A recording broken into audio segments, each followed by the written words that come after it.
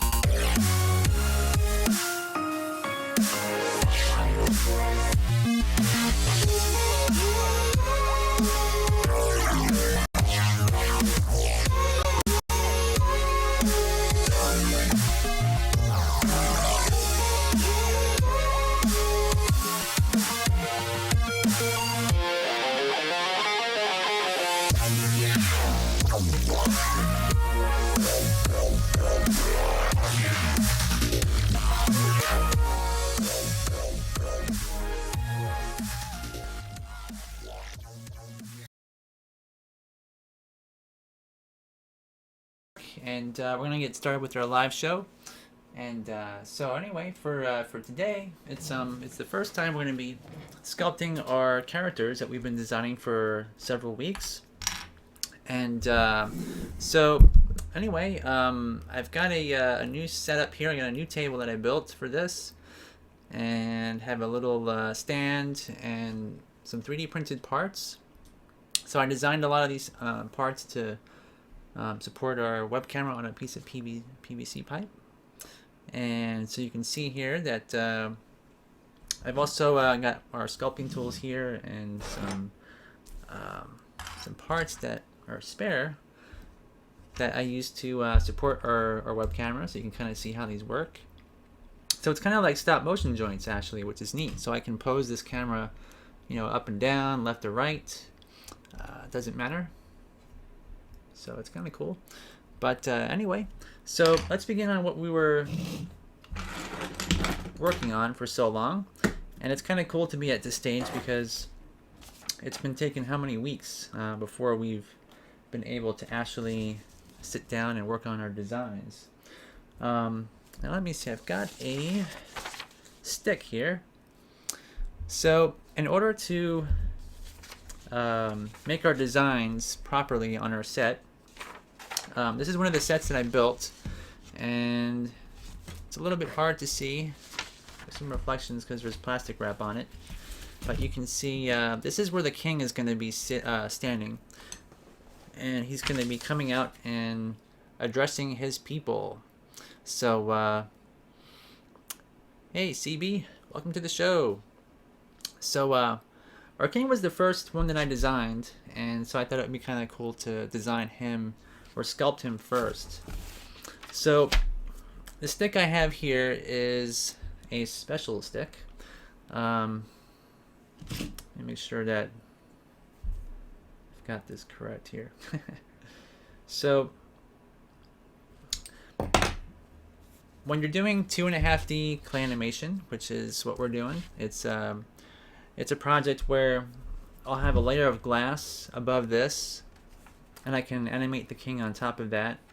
And actually going to have two layers, and the top layer is going to be his head, and the middle layer is going to be his body, and the back of course is going to be the background.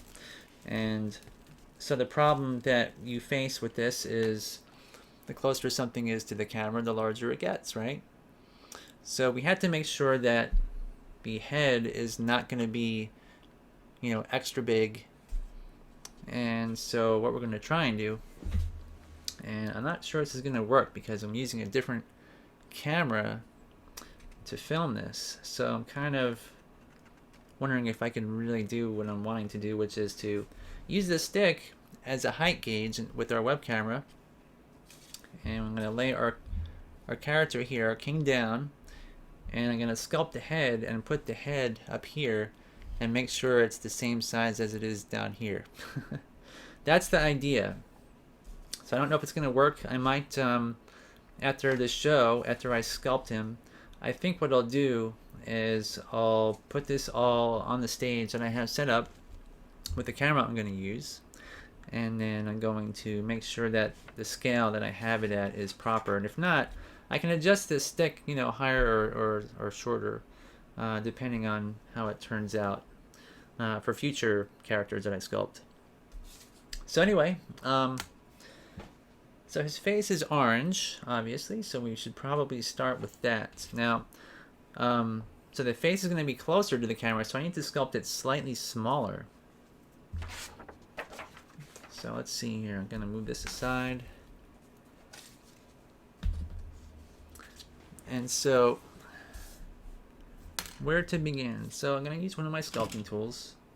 This is a 007 wax spatula. And off to the side I have a bunch of clay over there. And these are all my custom colors that I made for the sets. And so I'm going to kind of borrow on some of those, but I don't want them to be the same as the sets, because if that happens, the characters won't really stick out. So this particular set I used dark red, and I don't want it to be the same. But actually, he's going to be in the middle, so it might not be a bad idea. I could probably use those colors. And the blue color is going to be probably a special custom color because I don't think I have any of those in my stash. But let's start with this face. So this here is some ancient modeling clay called Avalon. They don't make this clay anymore. Actually, it's kind of amazing that I have this clay. It's from Tony Marathu, who worked for Wolverton Productions. And they used a lot of this clay on the original California raisins here in America. And so I got some from him. And it's kind of neat. I'm working with some historic clay. Let's make sure you guys can see everything. Just like this a bit. Okay. So, as with any kind of sculpture, you want to make your basic shapes. I'm gonna roll this up my hand and flatten it out. So this particular piece is a bit dirty. I'm just gonna clean it up.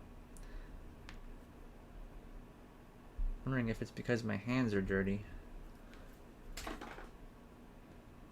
I don't think they are though.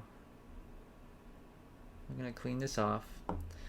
And yeah, so if you have dirty clay, you just scrape the surface like this, and any sort of little dust particles, or a lot of times if you rub your hands on your pants or something, you get like that little bit of fuzz, and that usually is enough to ruin your sculpture. But it's not too important with this, because what we're going to do after we design these is I'm going to be making a mold of his head, and we're going to, let's see here. So yeah, you can see if the top layer of glass is that close to the camera. Yeah, see, I don't really believe this is the way it is though. I think with my other DSLR camera, it's not going to be so drastic. Yeah, this really isn't going to work, but that's okay. Let's just let's sculpt it. You can see on our set kind of how it would look. I don't think it's going to be too drastic like that. I probably should have done more tests before I did this to see exactly what size to make things, but all right, so that'll fit. Nope, this is a live show. Yeah, we went forward 1 hour just recently, so it's, yeah, I don't know when they're gonna get rid of daylight savings time. Alright, so I'm gonna pinch off some clay here. I think that this head is gonna be a tad bit too large.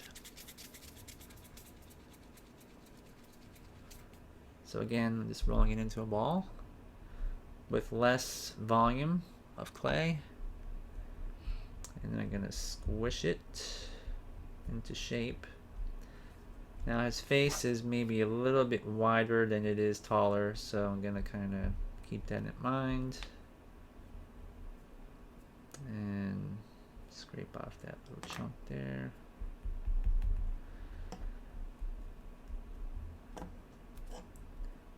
Yeah, so it'll be just slightly smaller scale than what it is in our design.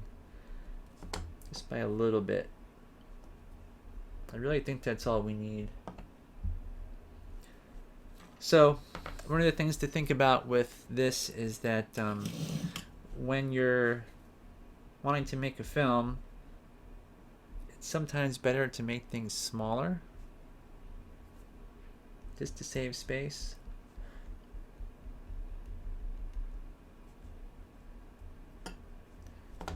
Alright, how's this?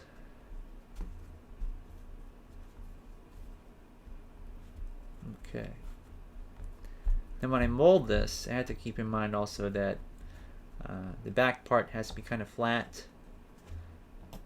so that silicone won't get underneath here, and doesn't really matter too much. But so we got his little face here that we need to do, and I wonder if I can maybe zoom my web camera in just a little bit. Let's see here.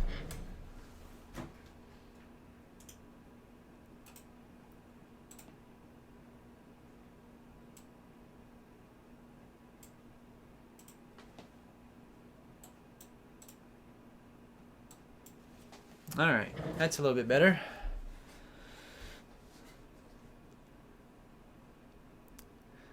So Omar is asking, what's my favorite size for puppets? Well, this is a clay on glass film, so small is always better. I mean, this is what, well, I know it's 130 millimeters. I had to measure this for printing.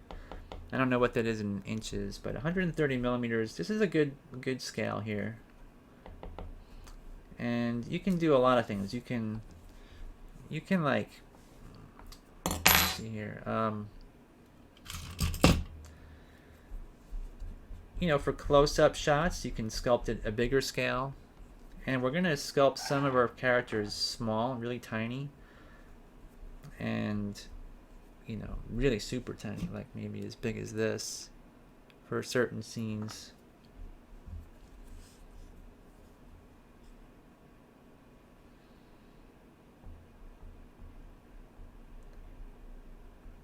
So I've got an assortment of tools, some large, some small, and one of the tools that I use a lot are these little dividers, and you can sort of measure how far things are apart. And I'm going to make it slightly narrower because our scale is a little bit smaller.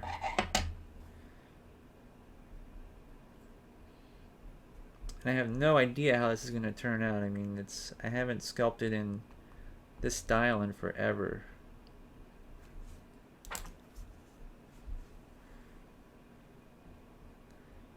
Usually when I start on a character, it's just like I just make up everything. You know, I don't, you know, keep in mind like how I did it in the past or anything like that. I just kind of go at it and see how it looks. A lot of my, you know, characters are so different from each other, things that I've had to sculpt and different jobs and things that I don't really think too much about how I'm gonna get to the final design or anything. I just kind of go in and work on it. Alright, so you can see slightly smaller scale. Hopefully it will look something like this, but I don't know. Maybe it won't matter so much anyway. Now he's got some cheeks here, so I'm gonna maybe, and also stern expression on his head, his face. It's kind of angry. Yep. His base expression is anger.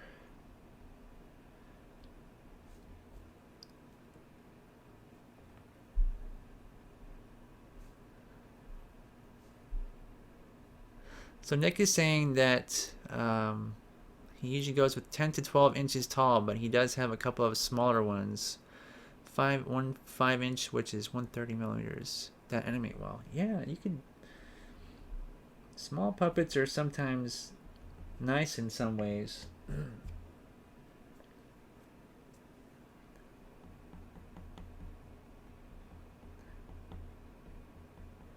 I mean, really depends on what you're after, like, but for my personal taste, I'm starting to begin to like smaller puppets. Just for the fact that they, like, for building sets and things, you also save time. It's not as demanding on, you know, like materials, and you can use, you know, less lights as well too. I mean, It's a whole bunch of benefits to it. I know that Bruce Bickford is really into making things really, really, really small. If you guys know Bruce Bickford, his work, he's made puppets, little clay characters. Maybe, I don't know how large. Maybe like 5/16 inches tall or something like that. Like really teeny tiny. And they all have detailed eyeballs and pupils and hair and clothing and everything. It's kind of amazing. And Bruce Bickford, I think he must be in about 75 or 80 years old. And he still has this drive to work on films. And he's trying to get investors, and he's got all these ideas, which is really cool. It's just like some people when they get old, they just sort of give up and they're like, yeah, who cares? I don't know if anybody has family members like that, but I don't know.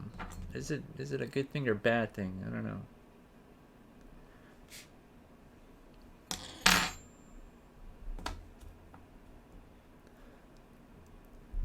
All right. So you can see here we got somewhat of got some brows going on. I'm not going to smooth this just yet. I've got a brush for smoothing. And where's my mineral oil? Oh, I think it's in the garage. Well, I got some alcohol here. Maybe I can use alcohol. Yeah, we're going to use some of this stuff for smoothing, I think. Which normally I don't use alcohol, but we'll see how it looks. And if it looks okay, we'll keep going with it. Alright, so we got to give him some chubby cheeks. And I hate working with dirty clay. I don't know how this got dirty.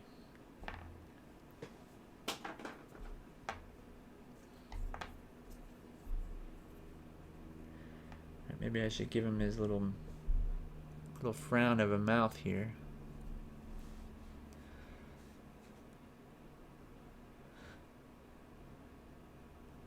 Oh, okay. So Randy started out with 10 to 12 inch puppets, he says, and then he shrunk them down.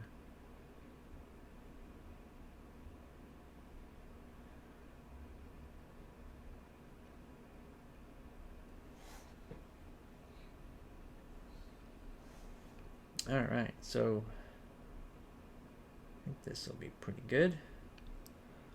Just kind of sketching in where his lips will be for his expression. Maybe put where his chin will be. And his cheeks.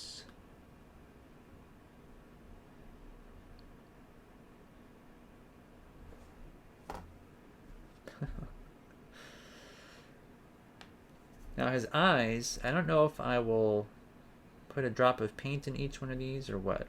I'm not too sure yet. But for the meantime, as I progress here, I'll probably just put some black clay in there.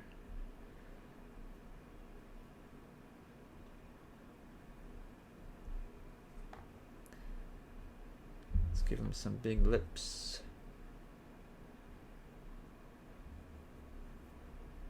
Or a big lip. Big lower lip.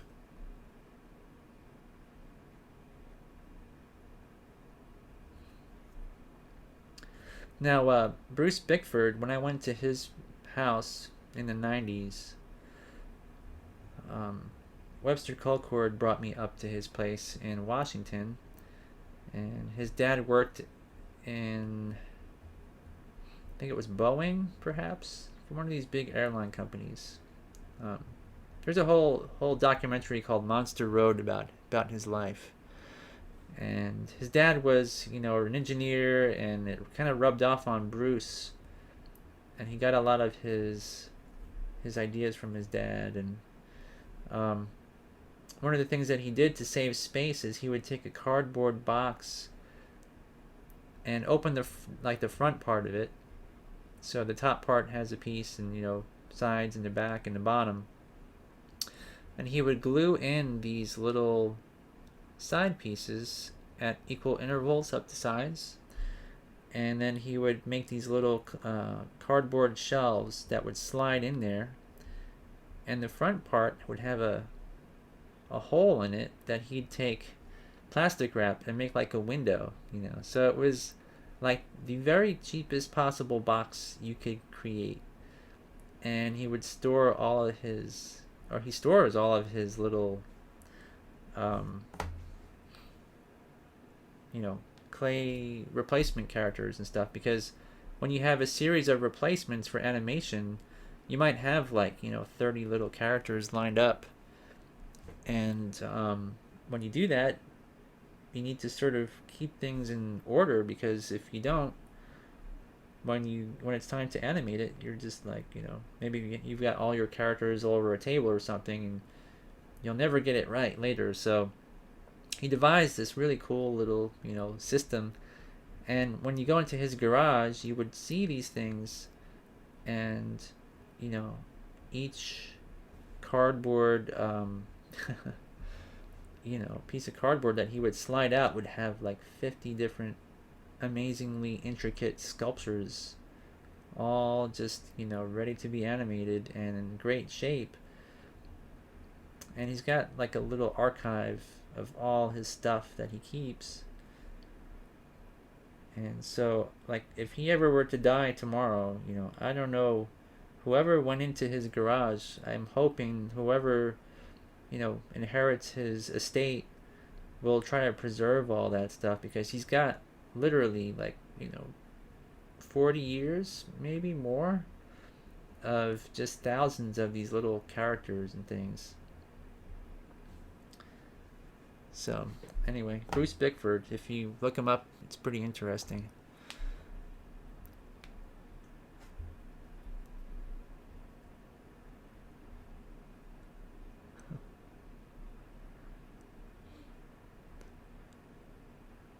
Oh, Stop Motion Gym. Yeah, Anthony Scott just made a new Facebook page for that. Seems pretty cool.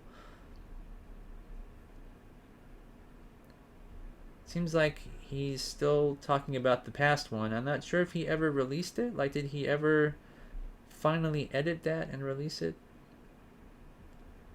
It always seems like it was an in progress thing, and I don't know what he was doing with that.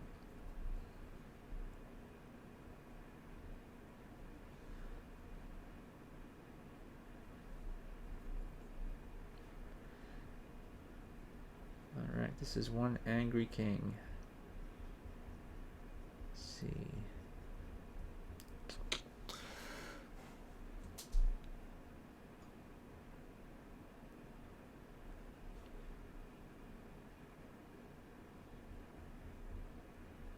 Alright. So it doesn't really take a lot of time to sculpt these either, compared to a complete puppet. There's no armatures in here, nothing like that, so you don't have to worry. It's all pretty simplified.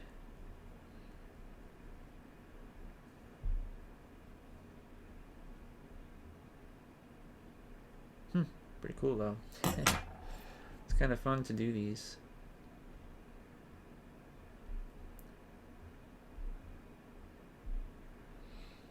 Alright, there we go.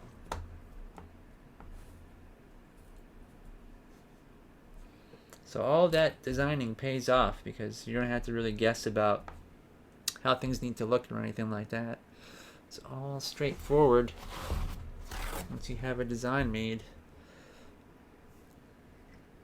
So I'm going to take, I normally put silicone in these to make keys, little eggshells. But I'm going to use it for a container. Oh, okay, well, I'm just going to take some alcohol and put it in here. Not too much. And then, so this brush that I have has clay on it. So I'm going to let it let the alcohol dissolve it a bit, and then wipe it on this paper towel. I guess it's pretty clean. So let's see how it does smoothing this old clay.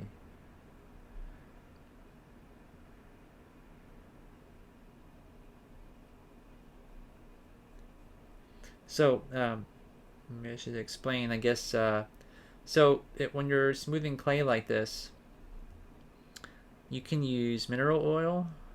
Mineral oil works really well. You just want to make the surface a bit slippery for your brush to glide across the clay. And you want to sort of drag the clay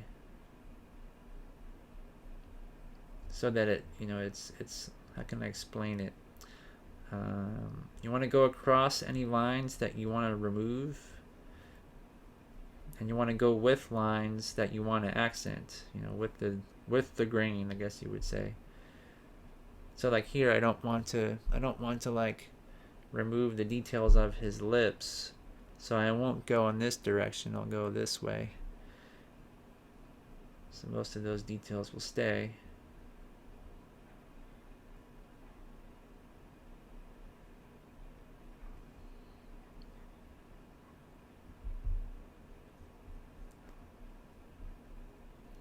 So this webcam, I guess, is not too bad. It's an old webcam that I had in a drawer, Logitech, and it'd be much better to use my DSLR for these broadcasts, but I'm going to be using that for the animation part of this, and I also don't have a strong enough system above my table to keep it elevated. I'd have to lock it down, and at least with this I can move it around and everything.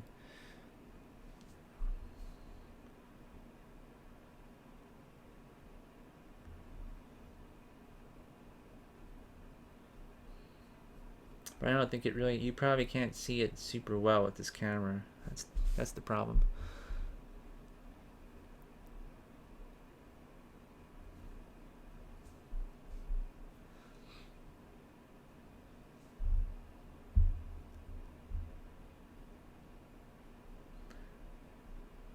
There we have a face.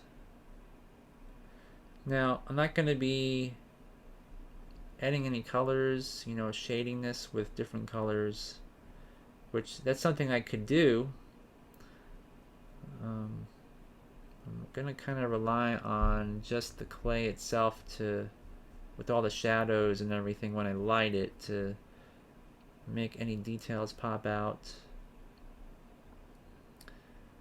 I'd really love to like paint each one with a different shade of like lighter yellow to highlight things, or orange, lighter orange.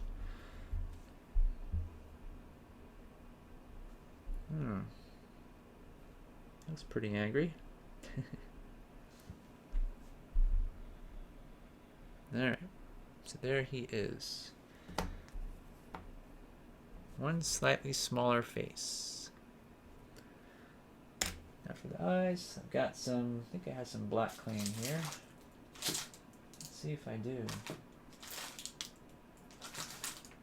I've got purple, I've got dark brown,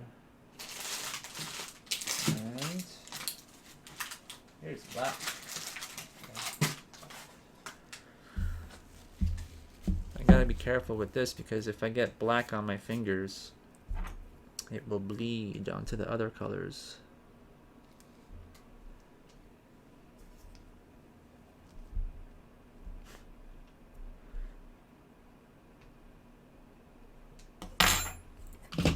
I'm going to put a little teeny bit in there, and then I'm going to roll it around and cover the whole eyeball. Just a little more.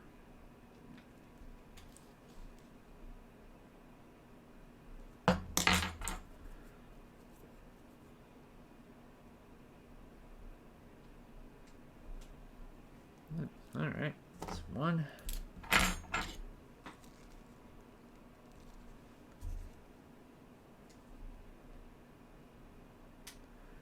So I don't know how long this project's going to take. It's probably going to take, how long. I mean, if I make one character per week, no, it's gonna take forever. So my live show is gonna be like a vlog, video log for all these things. Long term. Hopefully you guys don't mind that too much. Alright.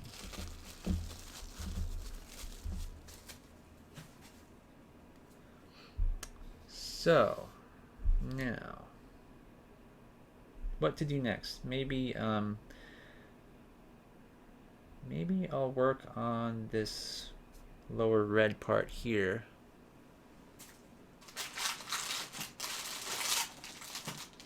What color to use?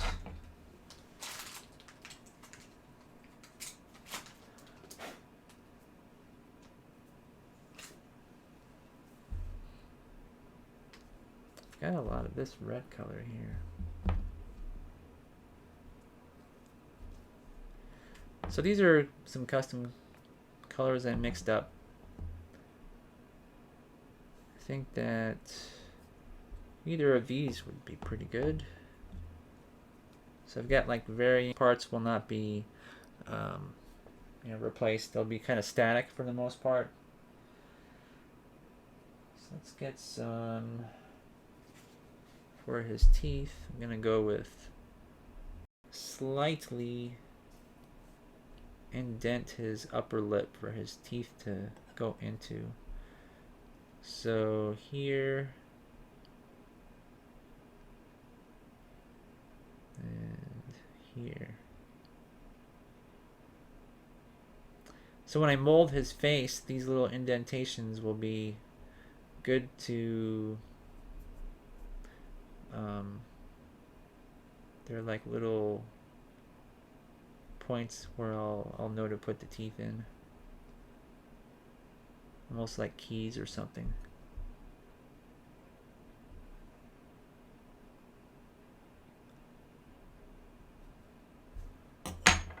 Again, I'll try to smooth it.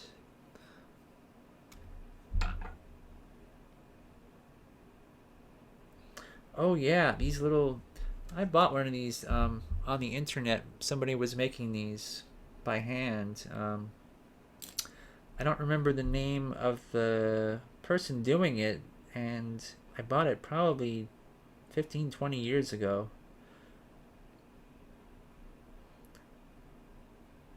I know they still make tools though. You can still buy them. I think it's like a little acrylic ball, and it's about, I don't know, a few millimeters. It is really super helpful for things like this.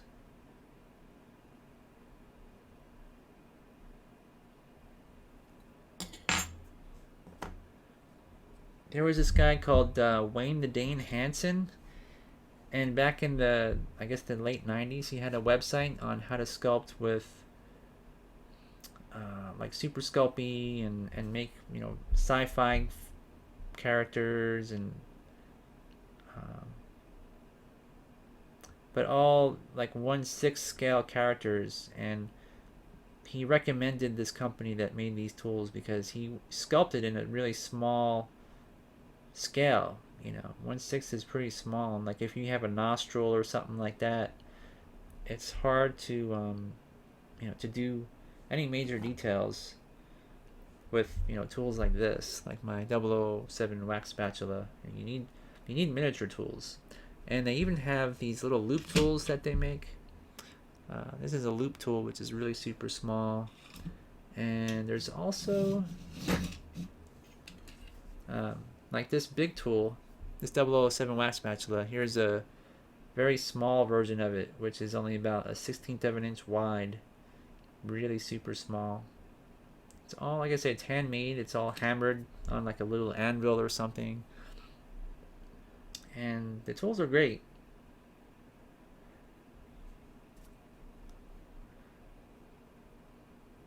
They've lasted me for forever.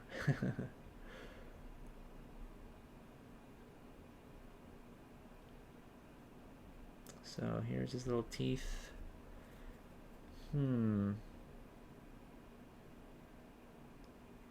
Make that bigger.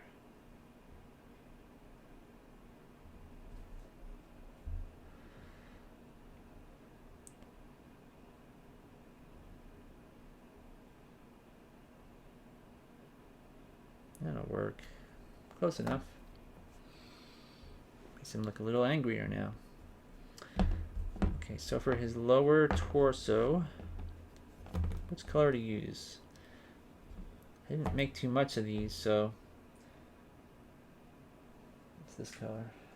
Oh, it's a darker orange. Or what is that color? Yeah, not sure actually.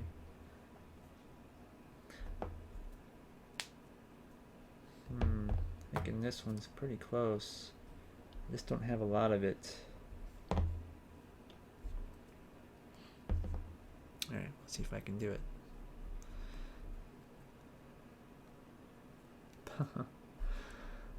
No, you could do it, Hoserlu, if you just took your time.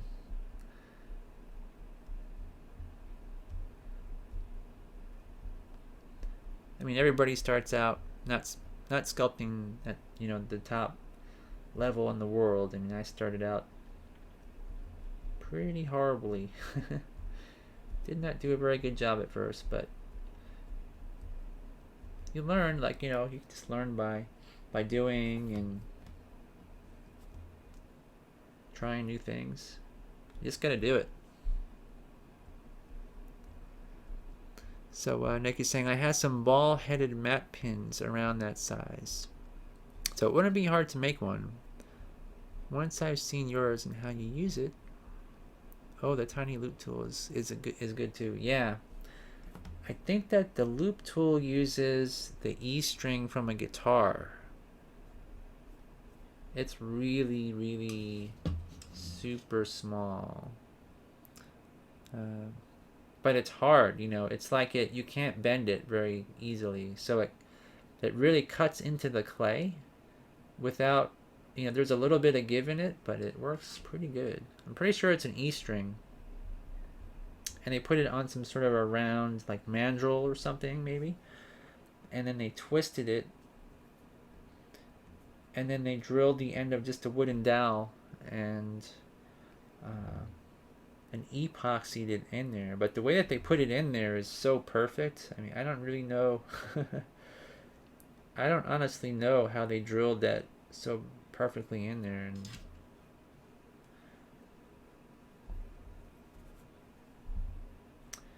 Man, I can't remember the name of that company though.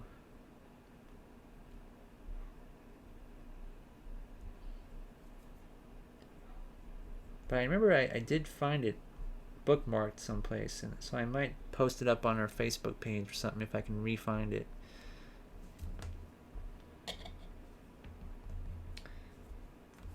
Alright, so I'm just kind of adding clay to this and making it wider so that it's the same size, roughly, of what I need.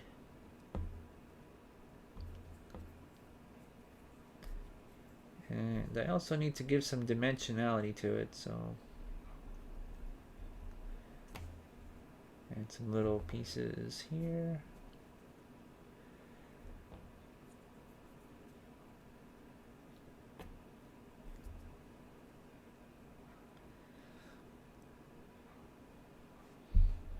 I should probably, so you guys can see what I'm doing.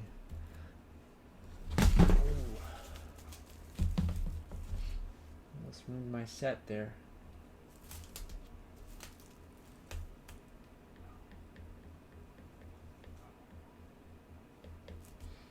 Put this down someplace safer, over here. Okay,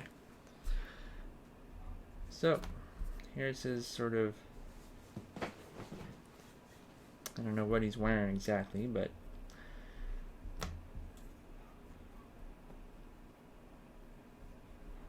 so this will be something that the camera will see, so I don't want to do a half-assed job on any of this part. Really any part, but I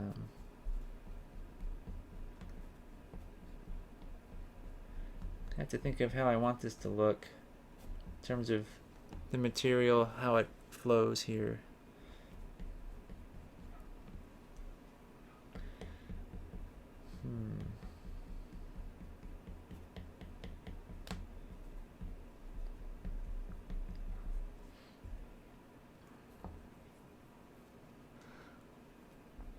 So now it kind of comes up around his belly, and you're not really going to see it, but I'm going to just add a piece of clay to make sure that there's a little bit of a curve.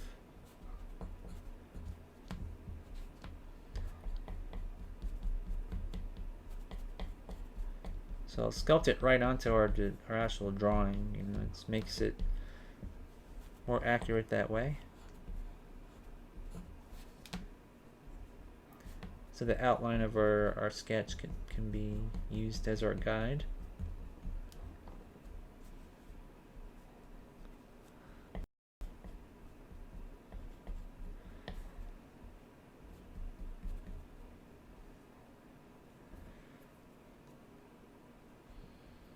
So gonna add a piece here. And really you can make these kind of characters as flat or as fat as you want. As long as you're getting, you know, the look of it is that there's some kind of form and it's not so flat that there's not any like shadows or anything. So when I actually do animate this, I'll have light sort of toward from the top, which will cast, you know, shadows. It won't be as flat as it looks here on the web camera.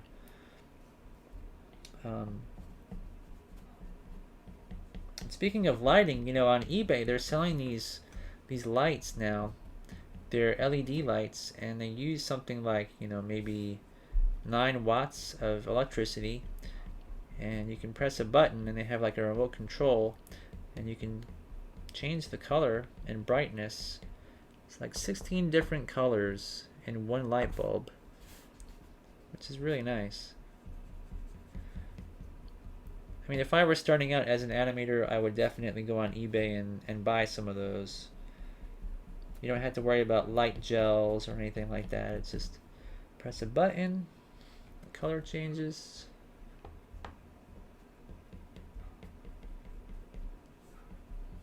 Okay, so I think I'm gonna dig some of this out a bit right here.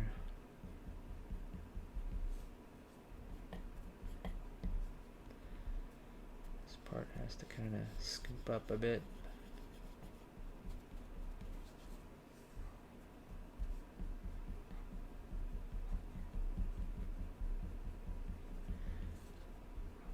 Kind of give a flowing look to this here a bit, so it looks kind of like cloth.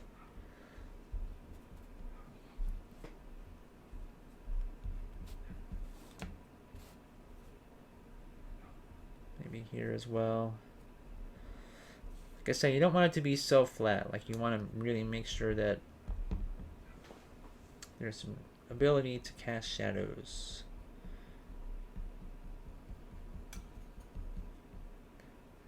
I think that this will be pretty good like this. Now, the camera's gonna, you know, obviously see this.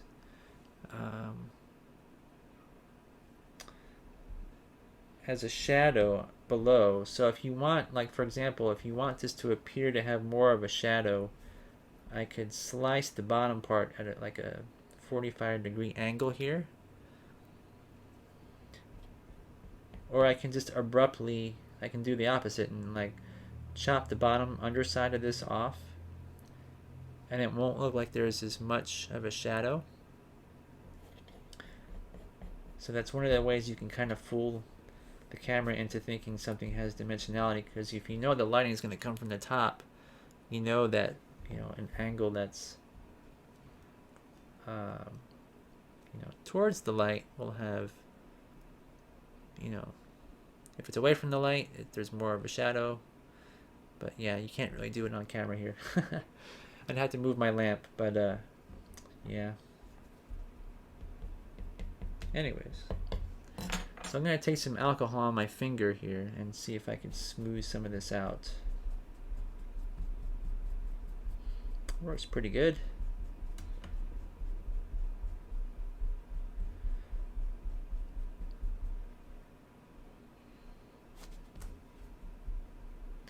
So what alcohol kind of does is it will chemically melt the ingredients in the clay, and it will also lubricate your fingers, so it'll kind of go over the surface and make it smooth and shiny. And Don Carlson was telling me that clay that is more matte has short chain molecules in it, and shiny clay has long clay molecules. It's kind of a weird fact about clay, but so if you're wanting to have a certain look and you have only matte clay, you might have to use mineral oil, or like I just did there, where you can see using alcohol kind of helps to make it shiny. But it's hard to keep that consistency, because when you use your tools on it, or your finger, when there's no alcohol, the surface becomes matte, unfortunately.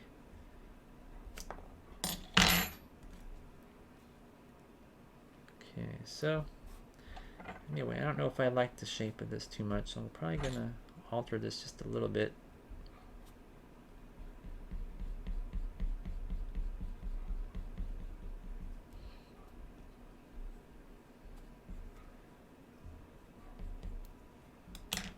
Let's see.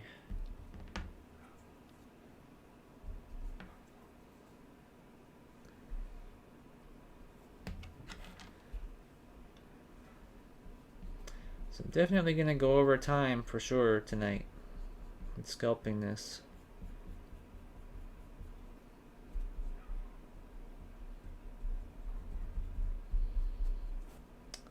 I'm gonna make sure it looks good.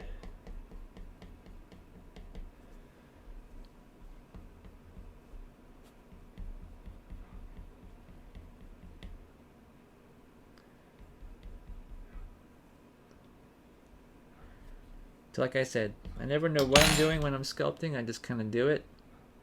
See if it looks good. If it doesn't, I change it. And keep at it.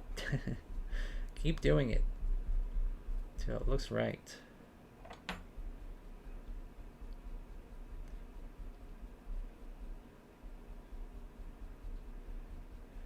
And no sculpture ever comes out the way you want it when it's done, for the most part. It's kind of rare that most artists are happy with what they've done. That's how you kind of keep improving, is by never really being completely satisfied with your work. People that think that they're really good at art, most of those people don't improve, because they think, well,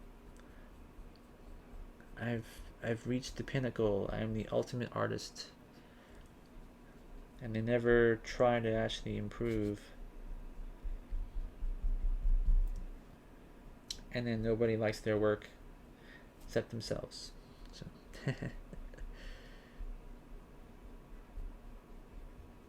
I'm just making up a fictional character for the sake of conversation.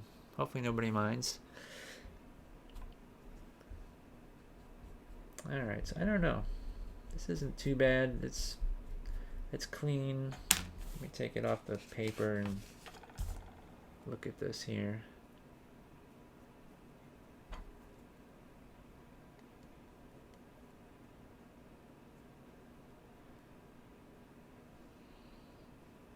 Yeah, this is probably okay.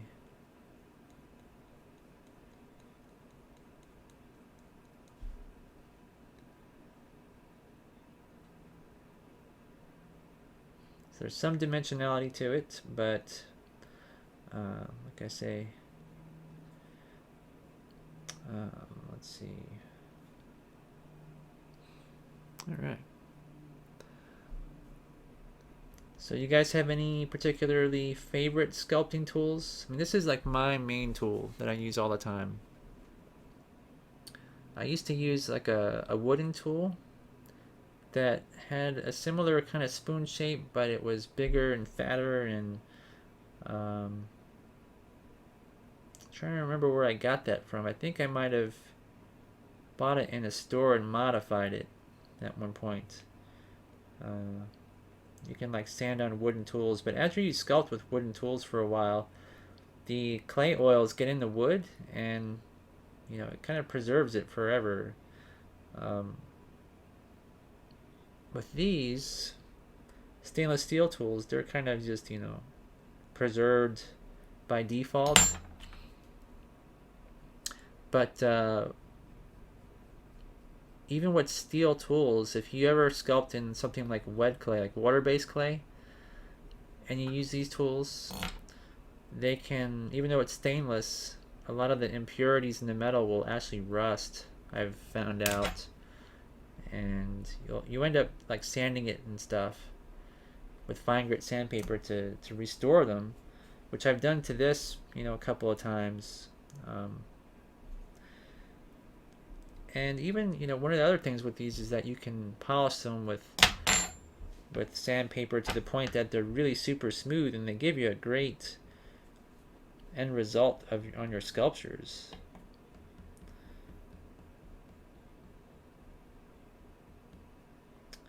But with wood, once you've scratched it or anything, if you have like an armature and you use a wooden tool, I don't think I have any here to show you guys, but if you do, and then you ruin your tool, can't fix it. So stainless steel tools are my favorite. Okay, so maybe I should do the arms too here. Same color clay.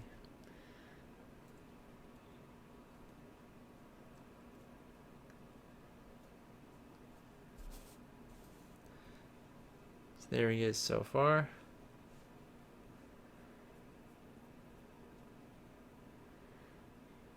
Now this arm will definitely be on a layer of clay above all of this stuff down here. So this face will be above the arm and his hand as well.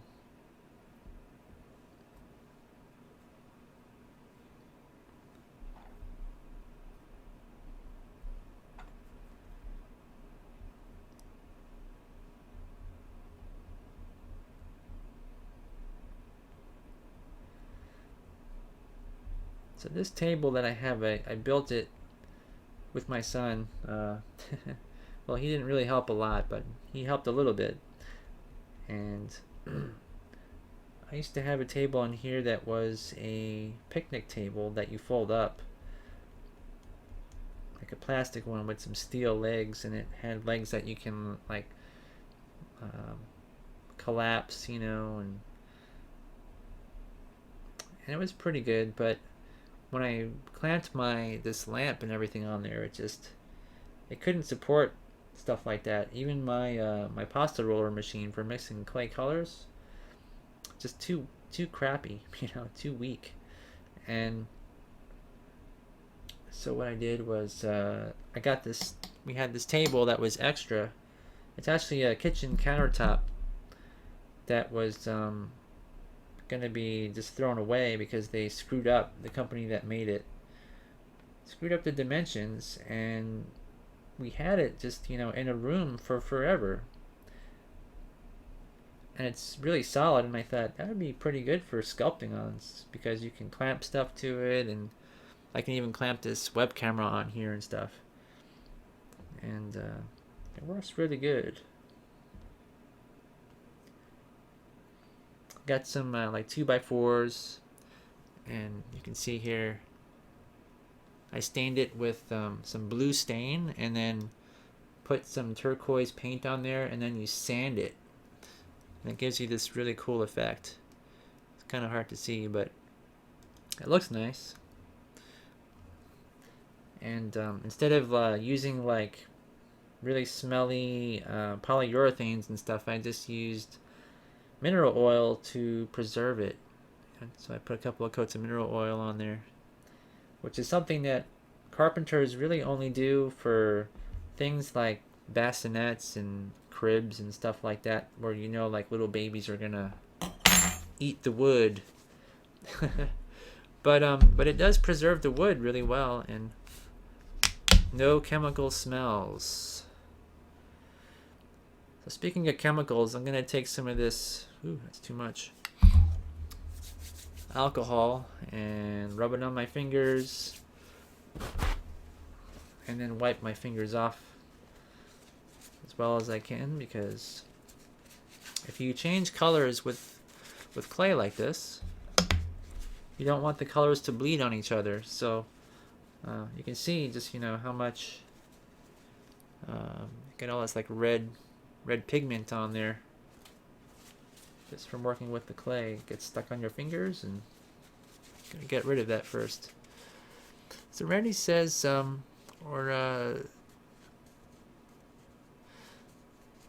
Nick says that his main tool is based on a dental tool, only homemade from a nail in a wood handle. It's spoon shaped, so rounded on one side for smoothing, but flat on the other so I can scrape with the edges. That's pretty cool. So Randy says he uses basic wooden tools, but one little extra idea he learned from a sculptor friend is using a golf tee. It's quite handy for many things like crevices and such. Cool. Yeah, that's one of the things that I learned at Will Vinton Studios. See, when you work on clay characters, and this here got wet clay on it, so I gotta clean this. But they would cut their tools in half, and the other side was longer, and the other side had like a little almost like an arrowhead shaped piece of steel on there. But you cut these in half, and then you shape the end into a point like this. And one of the things that John Ashley taught me, because it sounds like your golf tee tool, but you can make like the U shape in clay. You stick your tool in there to make a perfect little hole for the mouth during animation. And that was one of the things that they did. And so that was actually really like a popular thing that they did at the studio. Like all the animators would do that for consistency, because each animator would have to make, animate the same character but different animators. So that's one of the tricks. But to be honest, I never used that very much. I learned the trick, and then I made the shape of the tool, and and never used it.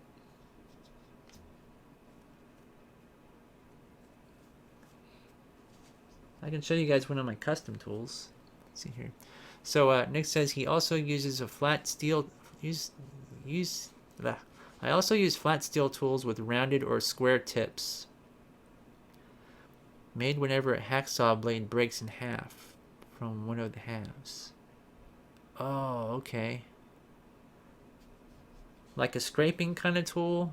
Maybe like a, what do they call them? A rake?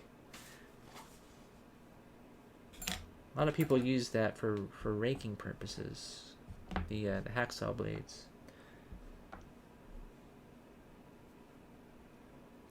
But here's one of the tools that I made. It's for sculpting hair on really small characters. So it's a piece of brass, and I kind of made a boat shape at the end. So it's pointed and narrow in the center. I used a hand file to sort of make a knife edge at about 45 degrees. You really can't see on this webcam. It's horrible, but oops. what it kind of does, I can show you real quick here on this piece of clay, is it makes, the harder you press, the deeper obviously the crevice is, but it's like, you know, for hair and or wrinkles. But it was really designed for sculpting hair on a small scale. And you can make really fine lines with it. So I don't know if that, you can kind of see that. And if you, like, you know, hold the tip towards you, you can get super fine little scratches and scratchies, whatever.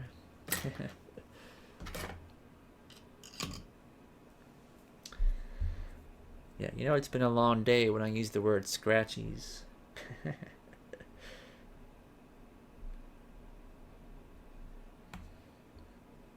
Alright, so we got a little hand. And this rear arm, I imagine they'll probably, let's see.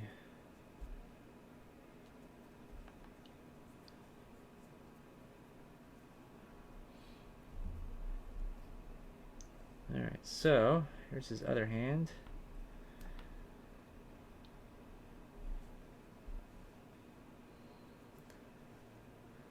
So the number of layers of glass that I have on my system for this is 3. So the lower has the set, and then we've got 2 other layers. So for his crown, if I have his body on the middle layer and the set on the lower, and then his crown and his head would both be on the same layer. So most likely when I make this crown, I'll have to sculpt it curved around his head, because it would almost be nicer if I had it on a 4th layer, you know, one that was just a little bit higher. So if this was his crown, like this, you know, I could just you know, do something like this. You see how, you know, putting it above the character and closer to the camera, how it looks like that? It looks pretty cool, you know. Maybe I'll have to add another layer of glass for this particular set of shots, because I think when I do replace his face, it might not be so easy to stick his crown on properly, because I'll have a lot of squash and stretch and everything. I don't know. Well, anyway. So what color to make his shirt? This is too vivid.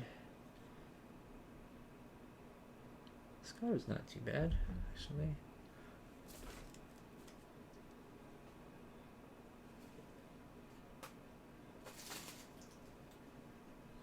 So I've got all these different colors that I've made, and I think this one here is pretty close.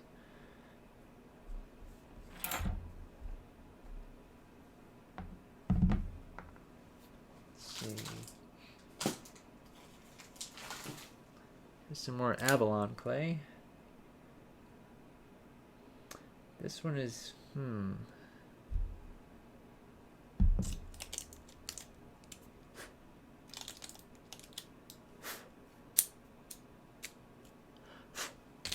dust. Alright. Let's look at this piece of Avalon clay and see how close it is.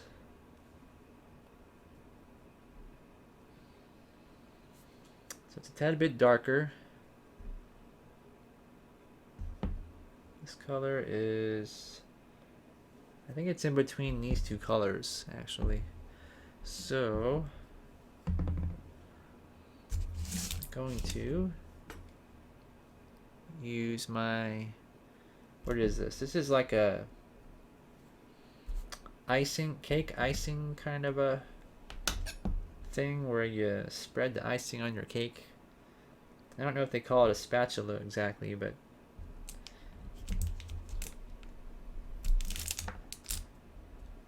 so like I said, I think it's about 50-50 between these two colors.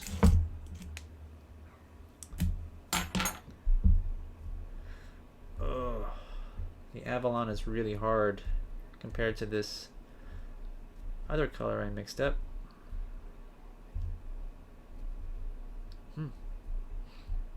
That's strange.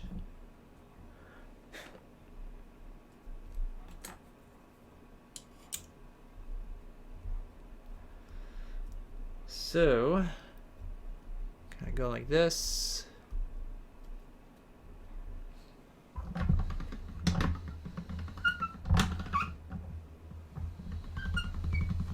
Okay, so I'm gonna roll it through my pasta roller machine, which does this, and mix up this clay here. Let's see.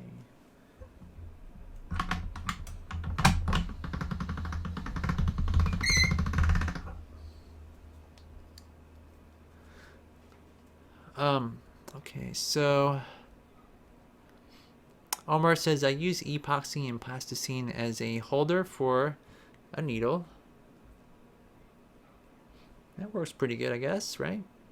And so Nick is saying that, so with the layers of glass, how much space between the layers? Well, the space is this far. I'm not really sure how far that is. It's probably maybe 110 millimeters, something like that. It's big enough where I can get my hands through there, you know. You don't want it to be closer, you know, than, you know, at least a few inches to get your hands in between the layers. And if you're worried, you know, if it's too far, obviously, you know, if it's too far, you might get one layer that's blurry. So you gotta have really long exposures, you know, with your camera. As long as you can, the longest you can get it where it doesn't seem too bright, or, you know, too warm or too hot. Too hot, I guess, is the word.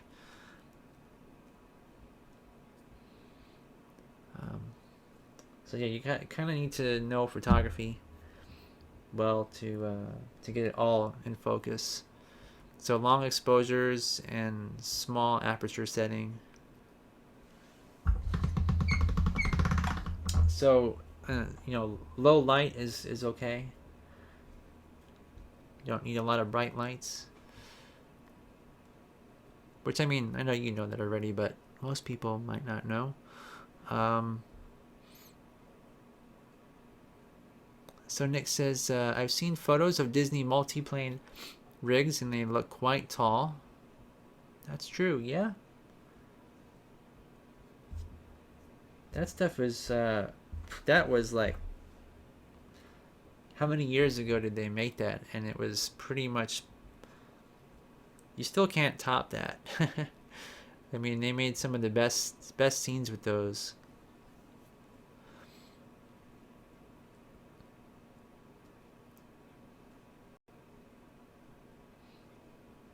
Yeah, I think it wasn't Ub Iwerks, the guy that created Mickey Mouse.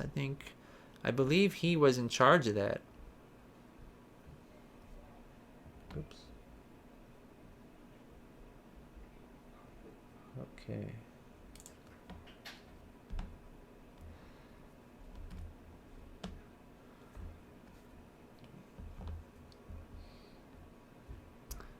So it's got a nice big pot belly, so I want to make sure I give some dimensionality towards the bottom part. You can see how much of this clay gets on your fingers. It's pretty horrible. So if I were to grab his face, it would be multicolored.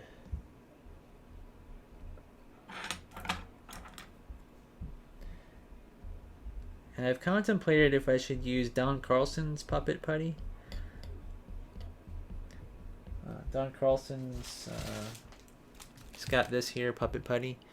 And I've got some of it, but it's, like I said before, I think I made mention that if you use puppet putty or any kind of clay that is more shiny, it's got longer chains of filler in the material and wax forget if it's wax or filler. No, it's the filler material that makes it matte or shiny. And I don't want the shiny look for this. And one way around that is to use polarizing filters. So I could actually, use it and use polarizing filters. But the other reason is I have a lot of clay. So I want to use what I have, and it still works really good. But yeah, Don Carlson definitely advanced animation clay really to a high degree with Puppet Putty.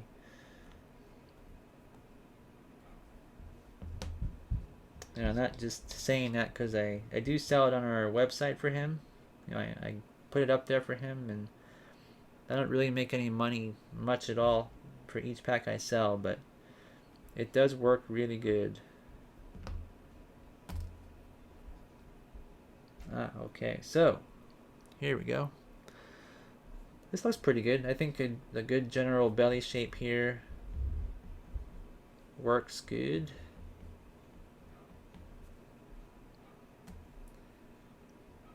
And let's see.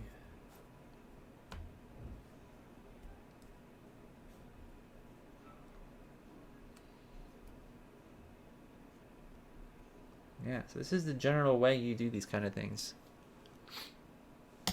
At Gentleman Films, I was part of their team making a whole bunch of sculptures, and another artist had designed most of this stuff, and he did it all on paper with like pegs and animation paper, and pencil tested everything beforehand. I mean, you can just... It's pretty cool what you can do as a team. When you make stuff by yourself, it takes forever, and it's always helpful to have more people. So if you do it by yourself, you kind of do it because you like the process, and but yeah, it's like you need money to pay people for stuff, for projects, and without money there's not much you can do unless you have some really good friends or something.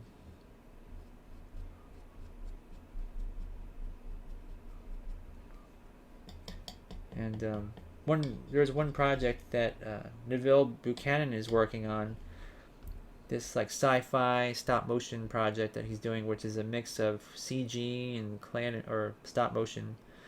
And so he doesn't have anybody to help him or he does have people to help him, but right now they're in a phase where they're trying to raise funds for his project. And so he asked me to help out making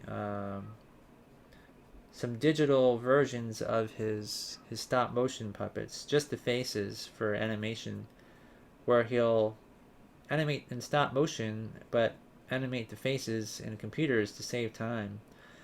And he saw that I can do that with ZBrush Core, so he asked me to help him. And so I'm going to do a couple of like digital sculptures of his stop motion puppets, just the faces for him.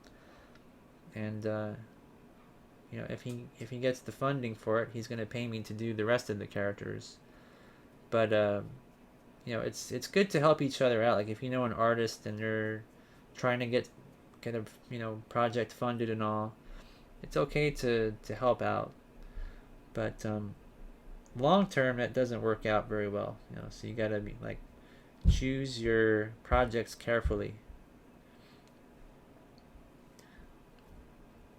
But something like this, it's just kind of, it is kind of fun to do just for the sake of sharing with people too.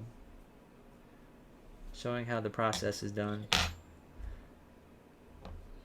Okay, so let's see. We've got his belly done. And so the thing to do now, I think, is to stick this belly on the red part. And I'm using fingers that don't have any blue clay on there. if I'm gonna touch the red. So if I'm gonna like move his face, I could use my pinkies or whatever. You always want to be conscious of where your fingers are, or which fingers have touched what colors. Can make you a little bit paranoid sometimes. Now let me see here. So he's also got a black belt. So I'm going to sort of attach these with black clay. Put his face back here.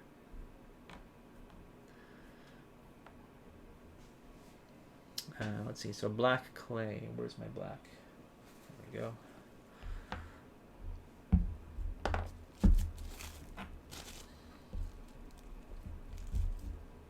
All right.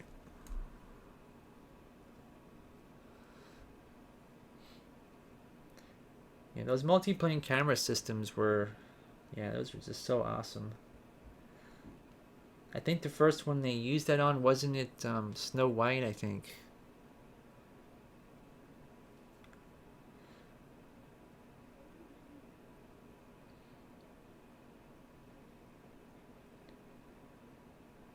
Yeah, it's isn't it kind of weird that, I mean, maybe it's not weird, but it's like,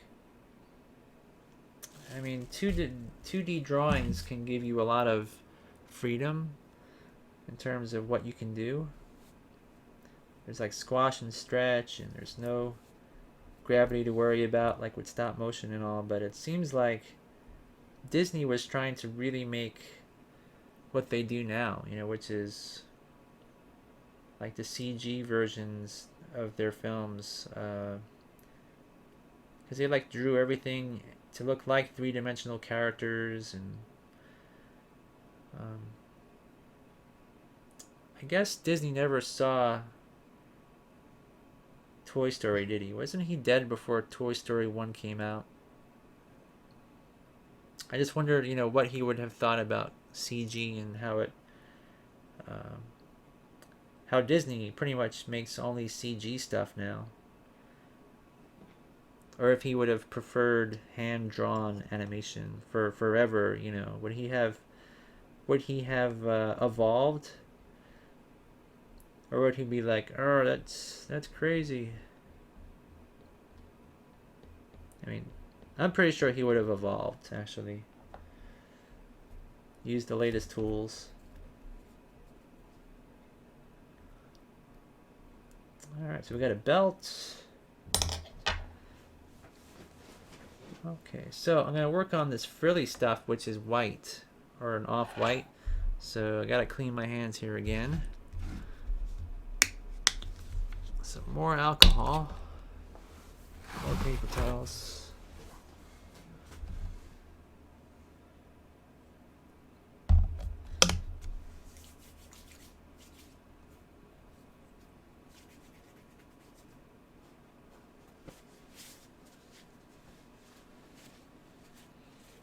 It's really hard to get it off your fingers too. I mean, it just...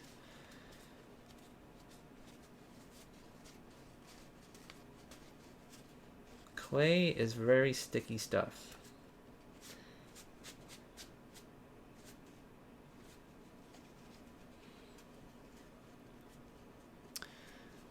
So CB's asking, how long are my exposures?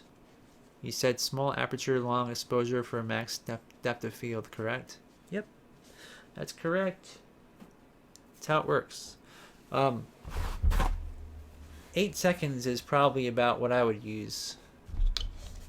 But the camera that I have, see, the lens kind of, dictates. The lens and the lighting kind of dictate that. So with like Dragon Frame, I will set it up and start at like 2 seconds, and then go all the way to like 15 seconds, and then I'll look at each of those test frames and see which one looks best, because really it just depends on, you know, each setup is going to be different.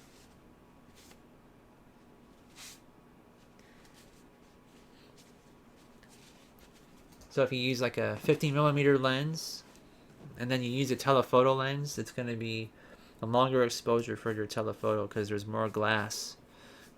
and it blocks the light, so you need to use a little bit longer exposures. Okay, so let's see. Oops. So this color is pretty good. Again, this is a custom color I created, and I'm gonna clean it first.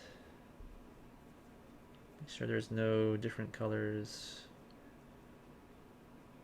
which there are. Usually what I do is I just chuck it in the garbage, anything I scrape off.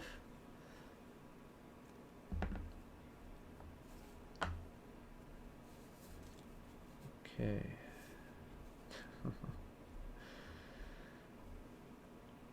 It's gonna be fun to animate. Particularly this one, because I think it's kind of over the top.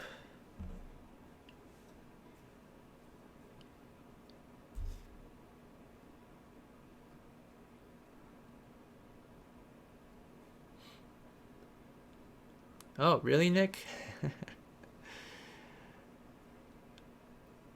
Well, it depends, you know, like what sort of lens do you use? I wonder. Like, what's your primary lens? Do you usually use like a 50 millimeter or 30 millimeter? And is it a DSLR? I guess you do have a DSLR, don't you? I can't remember what your setup is.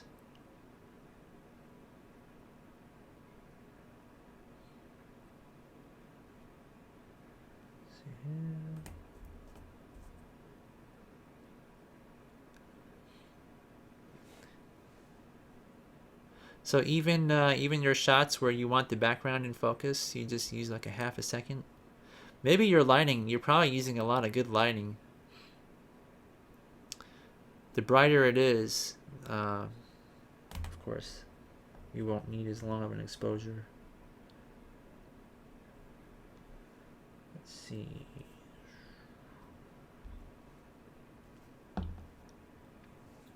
.55 millimeter macro to 28 millimeter. Oh, okay.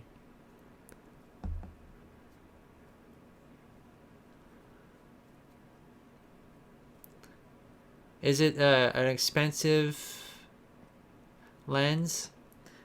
Because mine was really cheesy.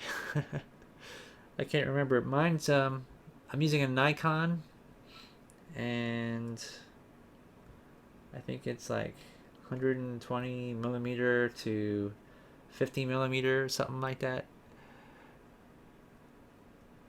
And it's really long.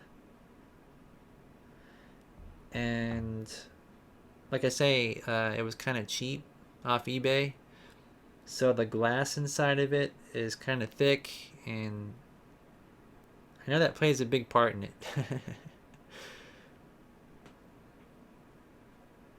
Usually the telephoto lenses that are expensive have really great glass in there, and it's very bright, you know.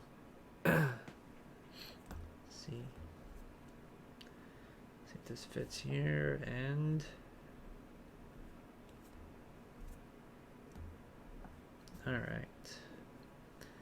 Now the shape of all this frilly stuff is pretty detailed. Let's see what time it is here. Might go for another 30 more minutes here, but I think I'm gonna just kind of cut into it, kind of give it a wavy. It's almost like he's a pimp or something.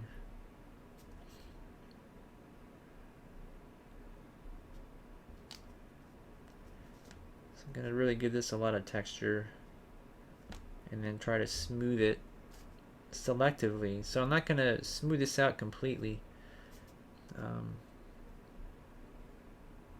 because this is supposed to be kind of a hairy, furry, sort of frilly thing, and I definitely don't want to have a lot of smoothness to it.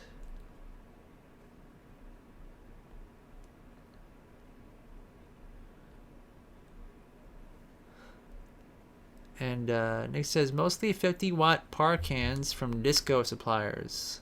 Lens is a secondhand Nikons, usually not zooms.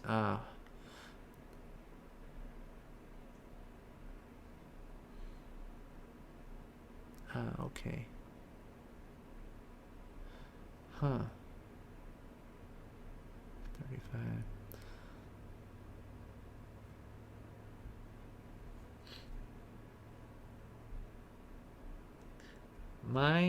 My Canon, it's a EOS 60D. They have these Rebel cameras that are pretty nice too. The Rebels, supposedly, they're a little bit cheaper than the 60Ds, and I don't think there's much of a huge difference between those. One of my friends had one, and it worked. Seemed to work pretty good.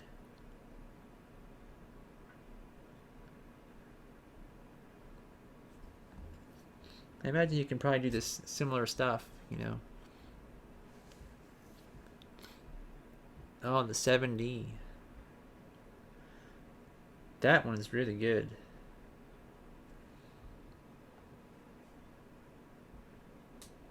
I think Peter Montgomery has that one. Some of his stuff is super awesome. The quality of the images that he's getting from that is just like, I don't know what the difference really, what they've done, but it's nice. Hey Janet, welcome to the show. Welcome back. Alright, so we've got some crazy texture.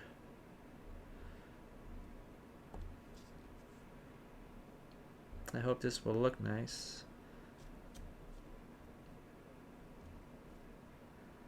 I don't really know what I'm going for here exactly, but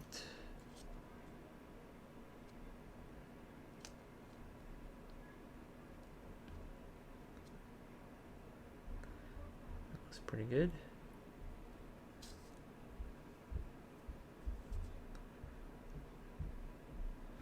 Let me see if I can I do it? No, I guess I can't. Let's move over a bit here.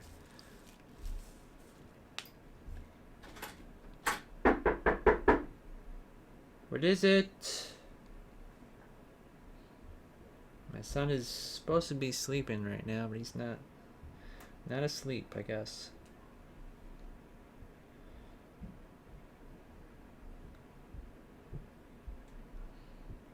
Alright, so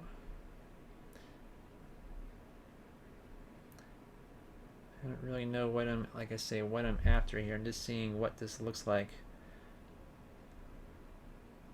It's a kind of frilly texture.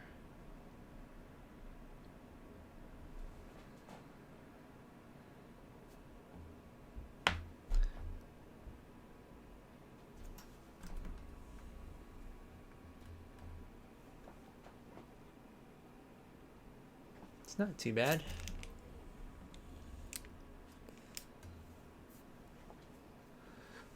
Oh, okay. So you got a Rebel, cool. And you say it works good. Yeah, that's awesome.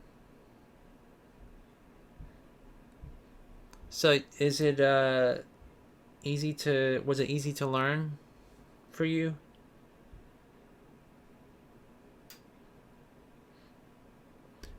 Nick says he got some dirt on the 40D sensor that camera shop couldn't completely remove and needed perfect images for a pro job. So got a near new 7D off Gumtree, Australian buy and sell site at a good price. Wow, cool. Was it refurbished or something?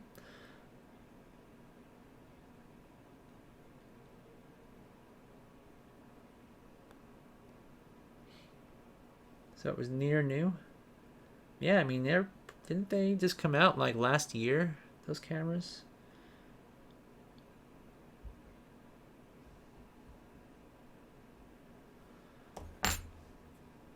All right, so I'm gonna use our tool that we were looking at before and just see what. I think I'm gonna add kind of a texture like this here.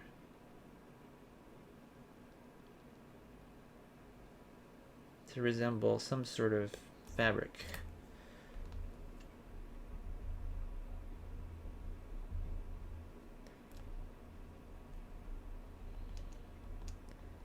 If you guys ever watch like Mark Twain, The Adventures of Mark Twain, they used a tool like this to make the stubble part of underneath his mustache.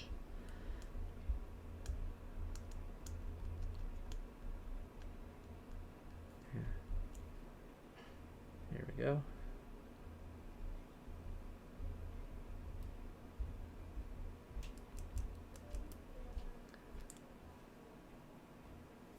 So like this. I think that's gonna look pretty cool. I don't know if you guys can see that. Kind of swing my lamp over here so you can see what the texture kind of looks like. It's kind of hard to see on the web camera.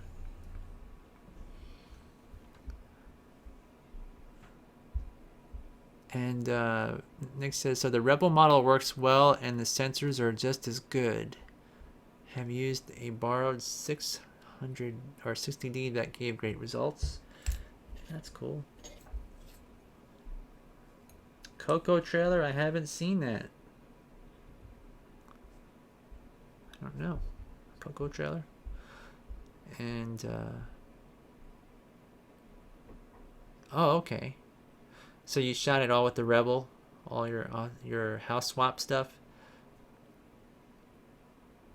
That's right.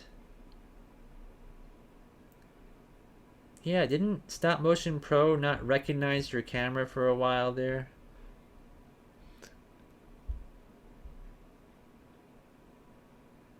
Ah, auto lighting optimizer? Huh.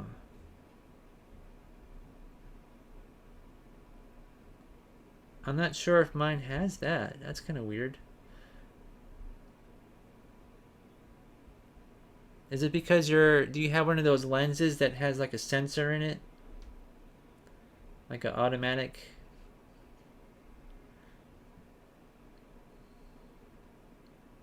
I can't remember because I think we talked about that. It's like if you have one of those sensors in there, it kind of, from what I've heard, it's hard to get rid of flicker. Someone from Robot Chicken told me that.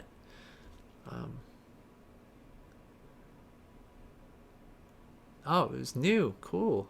That's awesome.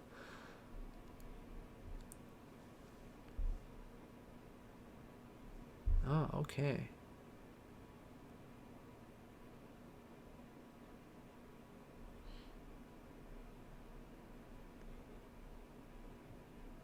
Yeah, technology is getting so good with cameras lately. Whew.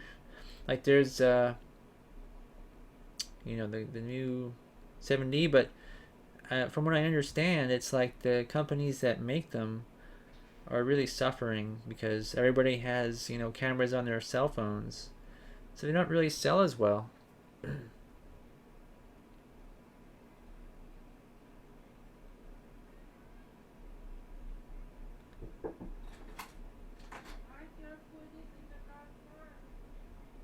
Okay.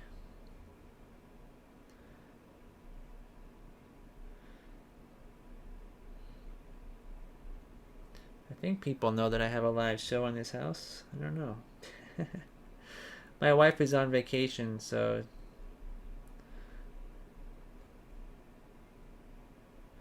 we're actually going out tomorrow to Kansas City for a couple of days. Gonna go to the Lego Museum and a World War I museum and a place called the T-Rex Cafe, which is for kids, for my son, and a cheesecake factory, so it should be interesting. Alright, let's see how this looks here. Frills, frills, and more frills. Which direction? I think maybe like this.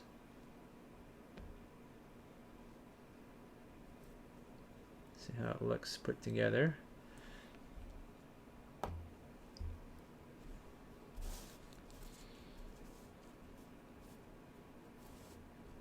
Not too bad. Alright, so I'm going to stick it on here. And I want to add that sort of mottled texture. And I also want to make sure that the back part is a little bit higher. So I add a little piece of clay. This one I'll push down a bit. Maybe this one too, just a tad bit lower.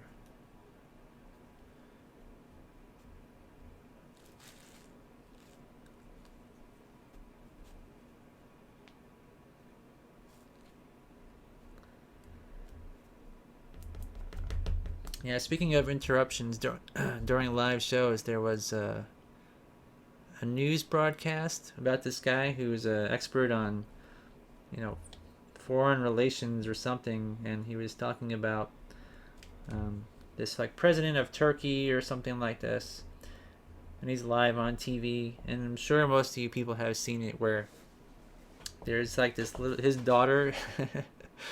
She opens the door behind him and walks in during the live broadcast, really serious, broadcast, and she's like shaking her head back and forth, and then evidently he's got like two kids, so like the smaller kid is in like a I don't know what you call it. It's like a thing where you sit in it, and if you're a kid that can't walk yet, your legs are kind of dangling below, and you're in like a seat. You're kind of strapped in it with a table in front of yourself, and there's wheels so you can walk around.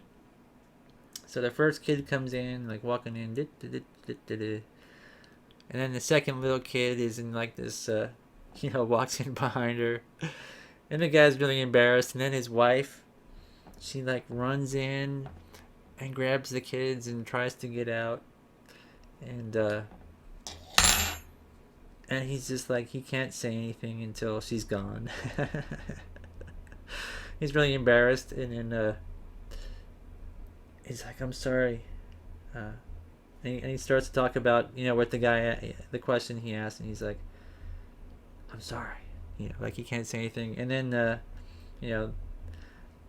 guy that was interviewing was like, I think your kids just walked in, and the mother grabs the kids, and she, run and takes them and tries to hide and close the door and everything. It's just total chaos, But the guy came on and on another interview after that, and he's really famous now because the internet, shared his video, and he's just like, yep, this is my life. This is real life. I have kids, and it was just so funny. Let's see. So am I missing anything here? Oh yeah, he's gonna have his little. That's right. But yeah, live broadcasting is. When you have kids, there's no way you can get through a live broadcast without interruptions.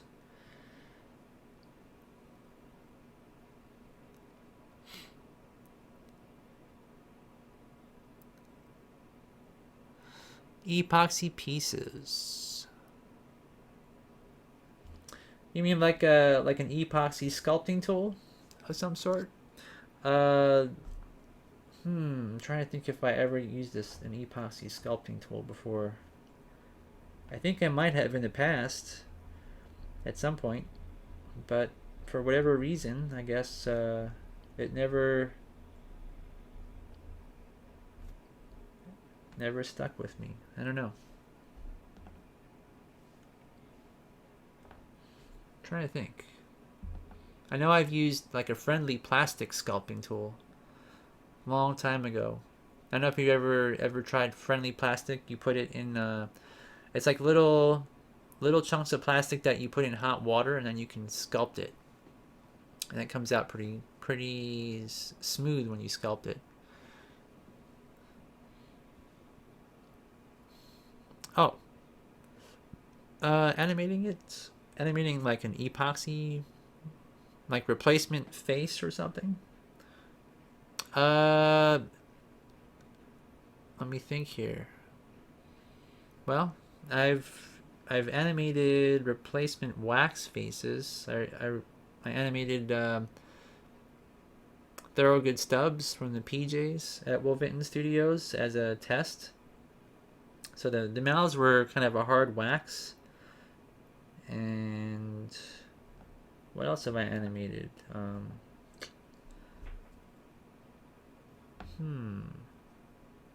No, I can't say that I have.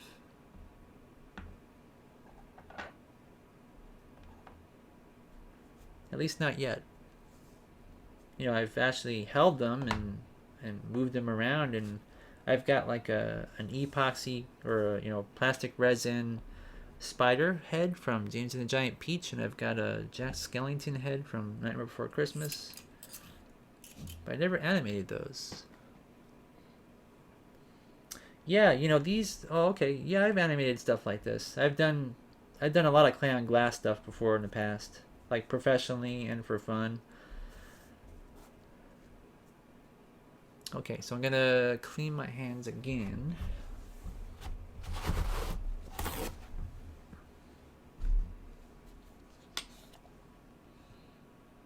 So I think we can finish this up pretty quick here.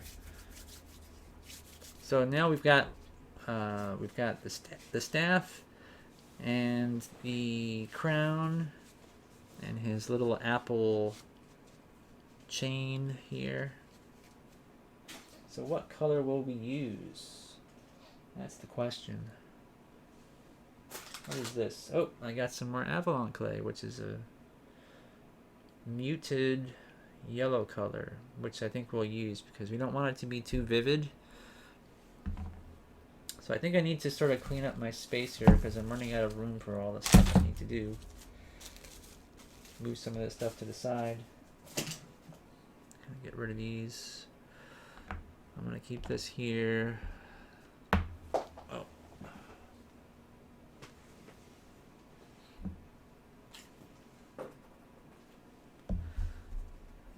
Okay, so maybe I'll keep this here as well. This is dirty. Garbage.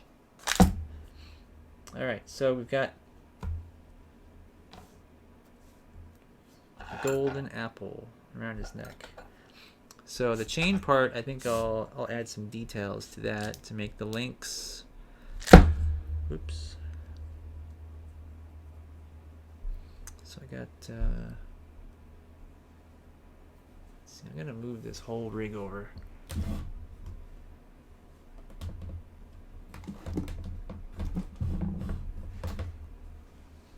There we go. I forgot that I could do that.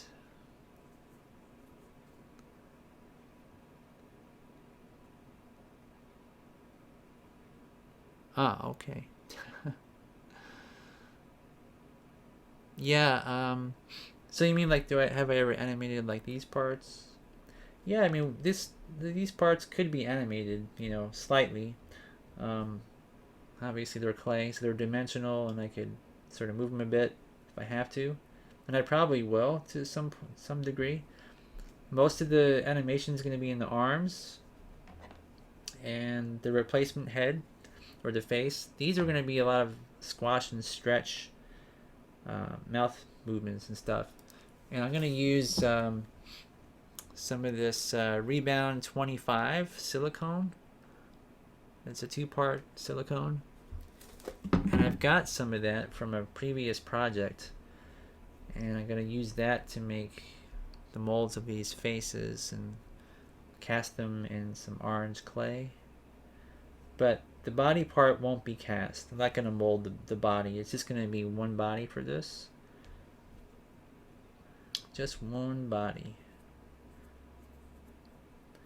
However, the part where his legs are, I might actually No, I'm not going to actually animate that because I'm going to be making a smaller version of this, and that's going to be animated, but this won't be. So, yeah. Um,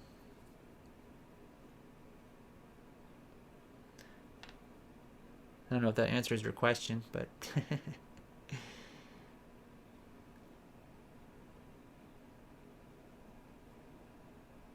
so here's is going to be his chain, and need more clay there for that.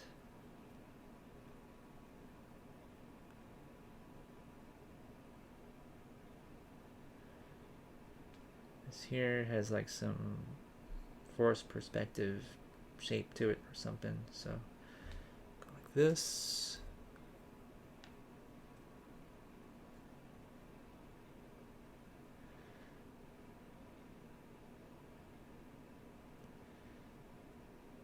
Yeah, I'm gonna try to keep the animation with this film.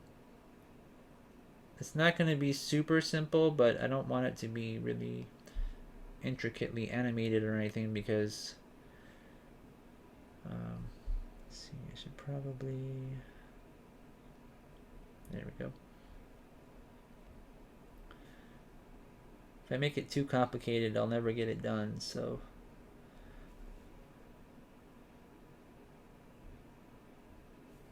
let's see what kind of,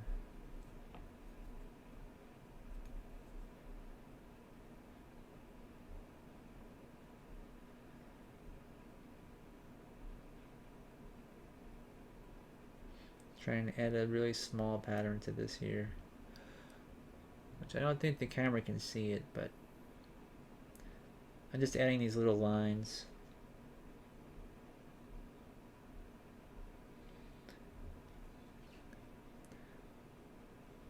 Now also with this, if I wanted to, I could add colors to these parts, you know, like the parts that aren't going to be animated so much. These are like permanently going to be, they're like static, you know, so I don't have to worry about ruining details and stuff like that. So I might go in here and just shade his blue belly a little bit with this smaller piece of lighter blue right here. That might look nice if I do that. So, but for now, let me put this apple on his chain. Small apple in yellow clay.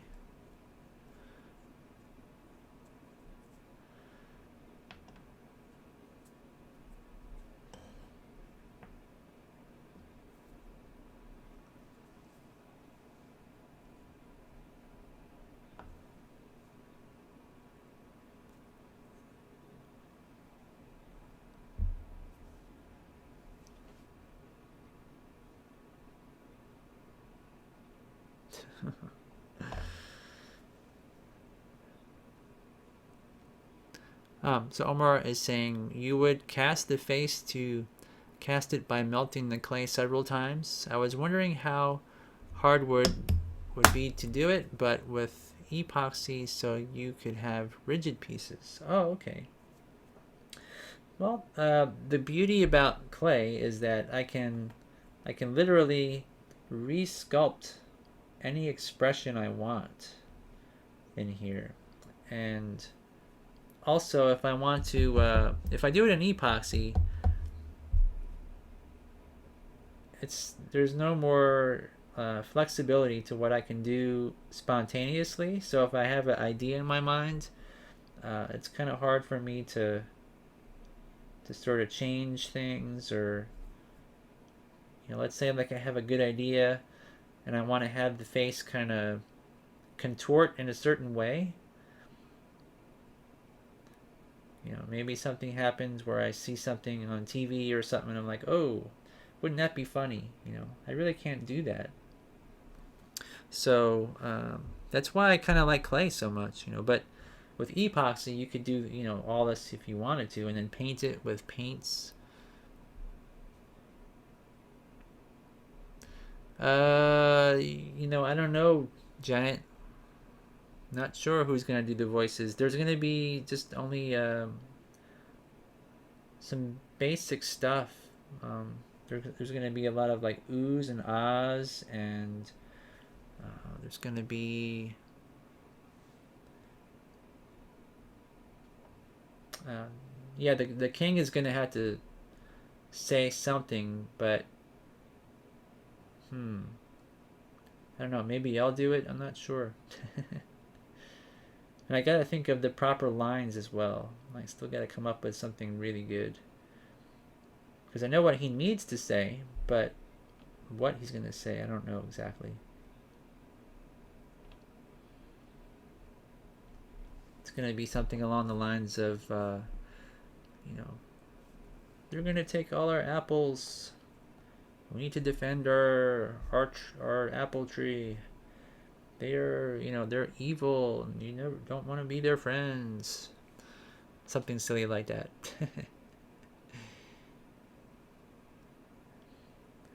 All right, so let's see. So we got an apple here, and then for his belly, is this the lighter shade, or that's the same color? That's the same color. So this is a lighter shade here. I'll take off his apple pendant.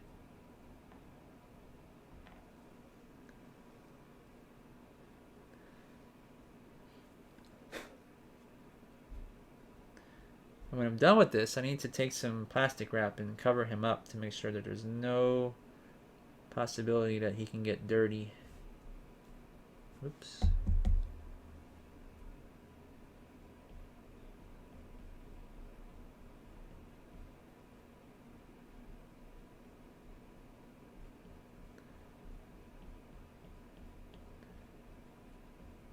Alright, so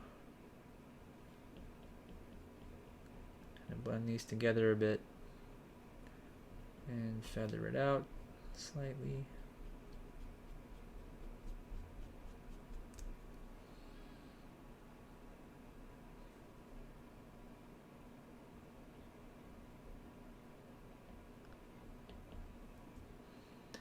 I think I'll take 50-50 these two colors to make a gradient.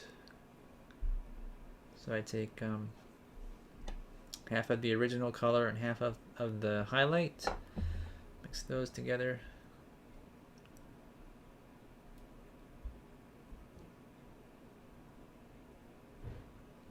And then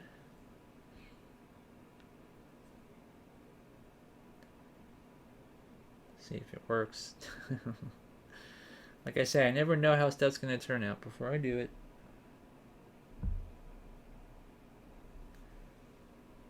That's a basic gradient of colors.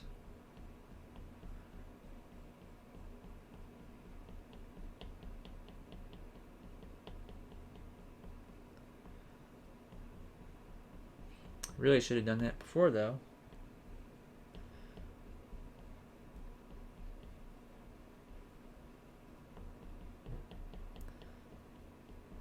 Okay. So now I'm just going to take my brush, some alcohol in it.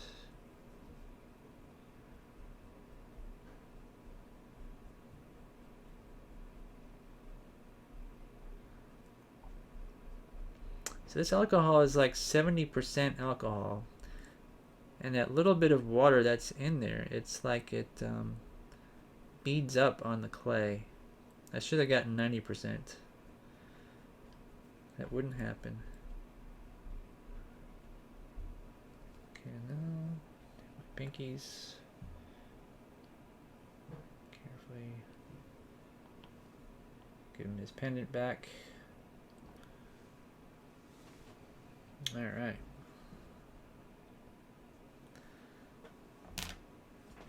So, now just the crown, I guess. And I might make the staff another day. So it's been about 2 hours already. And I haven't even gotten to the replacement face part or stage or molding stage or anything. It's going to take a lot of work.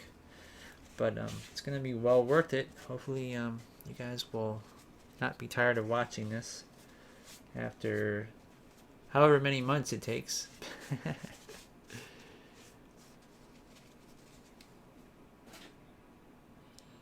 Put this away.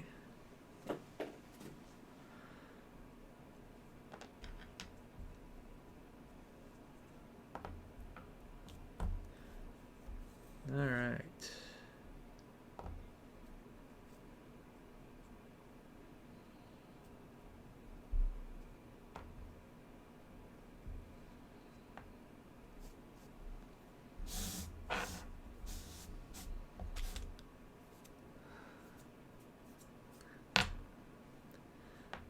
So let's see, the crown, like I say, it would be nicer to have it on a level above his head.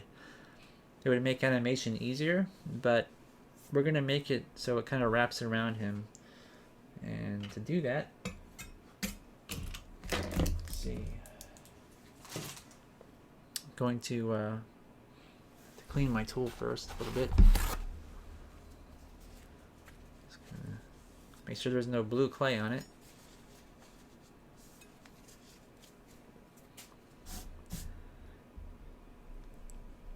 Gonna cut off a piece of this yellow.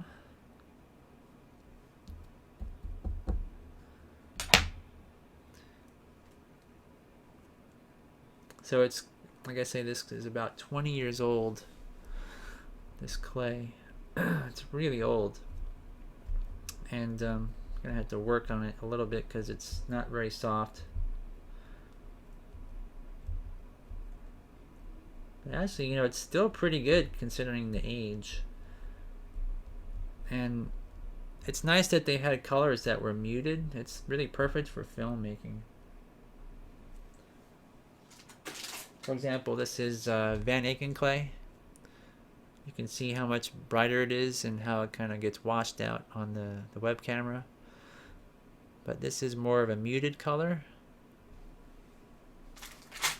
So you don't have to really worry about mixing up the colors as much because it's pretty much just what you'd want anyway.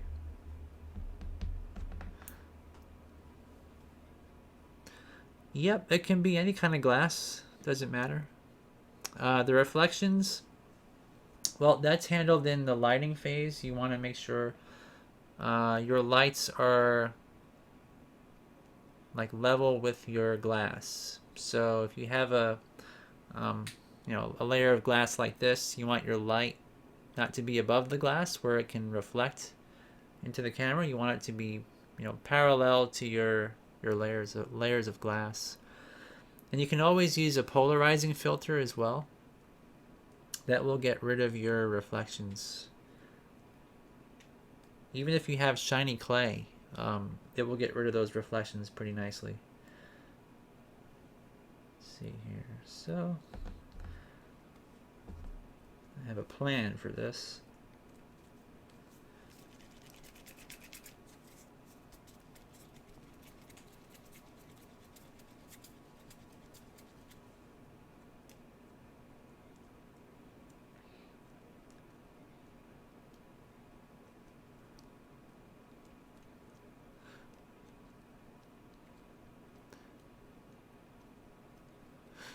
Yeah, sure.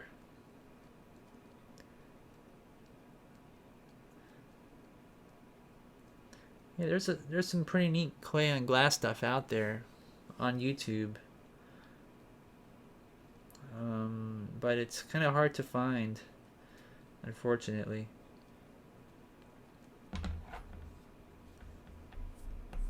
Not too many people do it anymore. I don't know. I might be the only person right now making any clay on glass stuff. Me and also Webster Colcord. He did some stuff for a music video recently. Katy Perry type thing. Not a music video, but like what do you call it? A story montage, I guess. Some people that met Katy Perry and they tell their story, and then they took the audio from the story, and he did some animation of them, meeting Katy Perry and it's kind of humorous. But what he did is he sculpted actual puppets, and then halfway in between he would transition to clay on glass puppets like this, which was really cool. And I didn't know, I still don't really know how he does it, where the lighting and the clay and everything matches up, but he wanted to have like really crazy expressions on his characters, on his puppets. But to do that with a puppet that has an armature and is really solid, it's not easy to do. So he would transition to this style of clay on glass, and it looked really nice. But to see it, you would have had to go, and I had to pay like $5 or something to buy the video on Amazon.com. So it's still, like clay on glass is, I think, permanently hard to find on the internet. You either gotta pay for it, or you gotta know where to look. And I think if you look up Adventures in Wonderland, that's a Disney TV show. There's a bunch of clay on glass stuff in there from Wolverton Studios, and it's really good. But it's not well known or anything. It's like a hidden gem of animation on the internet.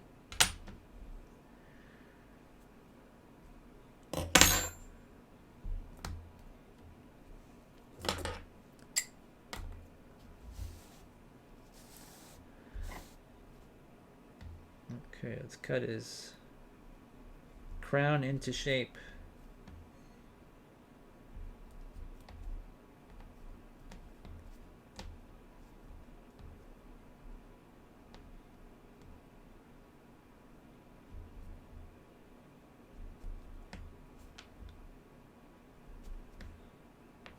Oops.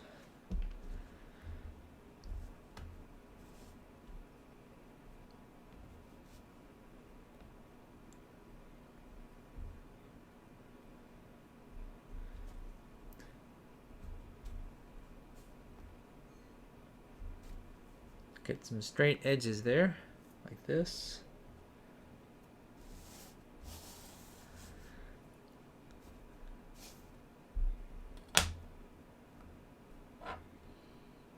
And then, well, why don't we use our little loop tool here that I was talking about before, and we'll cut like a line in the top part.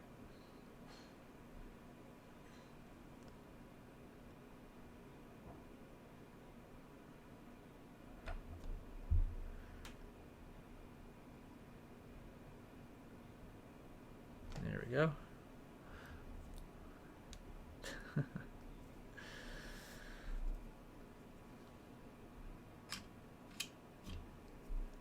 Maybe kind of smooth it out.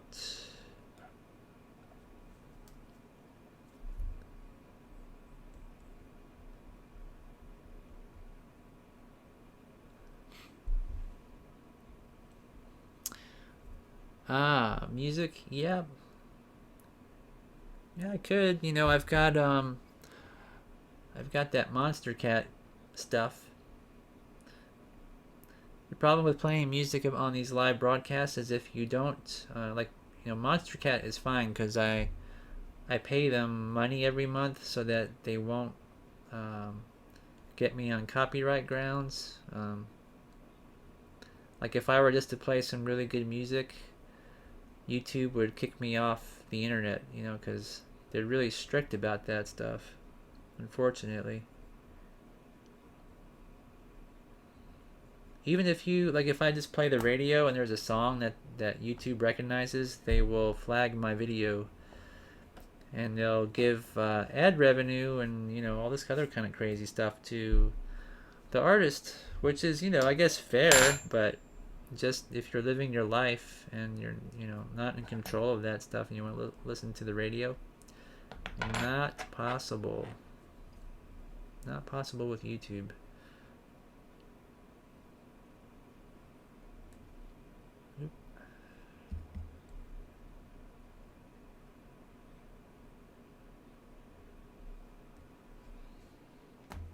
Okay, let me see how this looks with his face on here. So I'm gonna have to curve it a bit, like this. Yeah, looks pretty good. Adventures in Wonderland, I think it's called. On YouTube, if you do just search for that on YouTube, you should be able to find it. I think it's called Adventures in Wonderland. And the clay on glass stuff is in between. There's like segments of live action, so you sometimes have to watch the live action part, and then when the centipede tells a story, the story goes into clay on glass mode.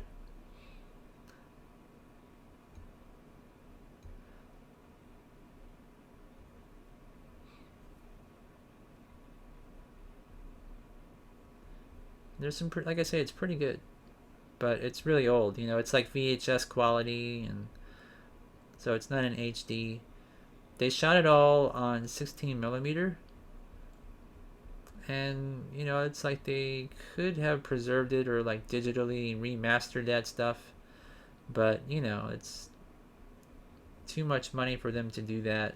It's not really economical, so it's kind of, you know, what you see is about as good as it will get. But this will be in HD.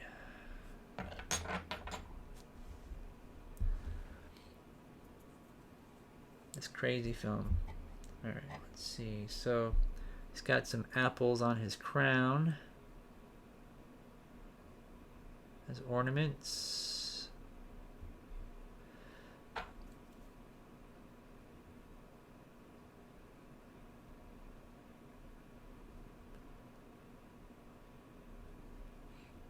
A couple of, or 3 little apples.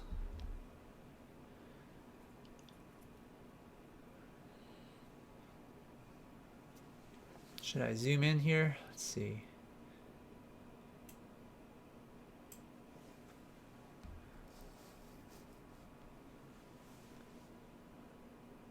Here we go. So you can kind of see what that looks like.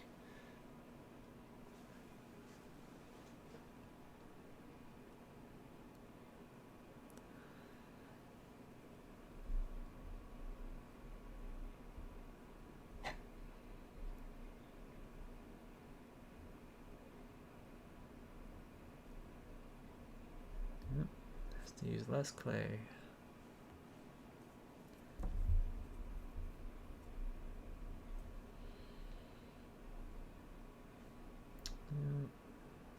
Should probably do this too. Put some wrinkles in his clothing like this.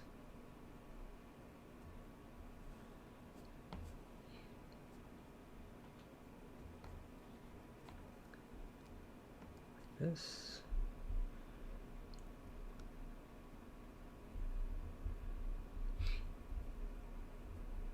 Thanks. Yep. Trying to make it look nice. Getting kind of tired here. I got up really early.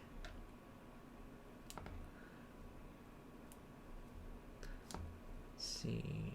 Oops. Stuck to my finger.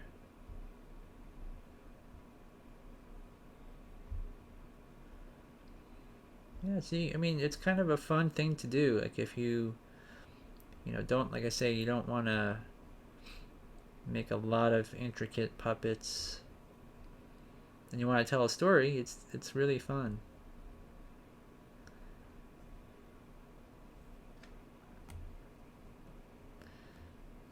So, you know, when I animated, I can sort of like have his crown kind of tilt, or, you know, jump up and down as his face moves.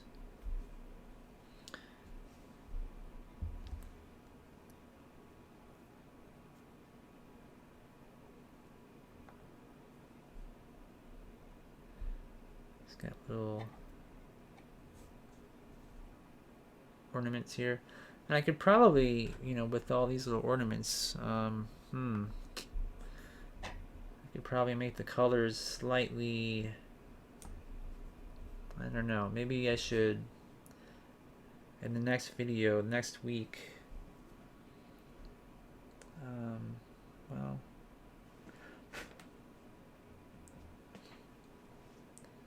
I don't want it to be too plain, like just one individual color. So I might try to like shade this with some yellow mixed with orange, or something like that.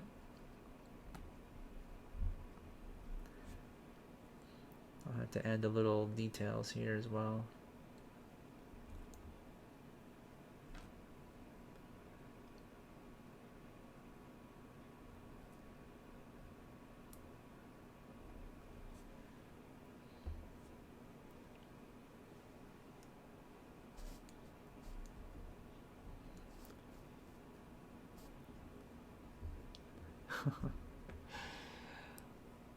Hey Jeff, how are you doing? Thanks for stopping in.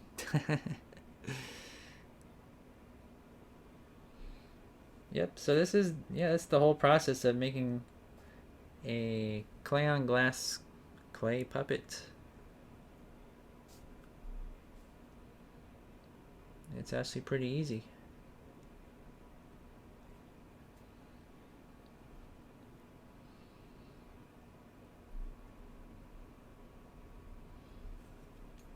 Yeah. All right, so that'll be $20 each. It's my my expensive course, yeah.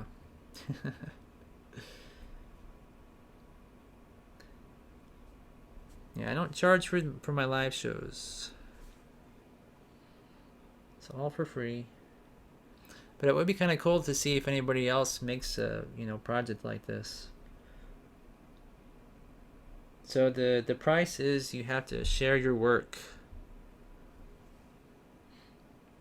I know when I met John Ashley in Portland, he said, because he was really generous with his time with me. When I asked him questions, he answered every single one.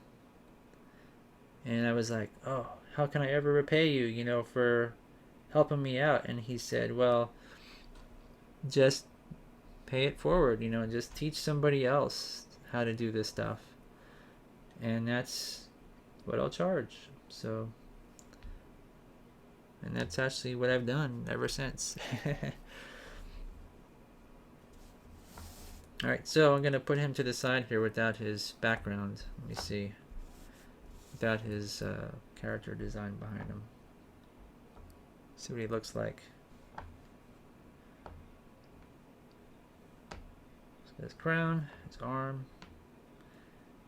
And there he is.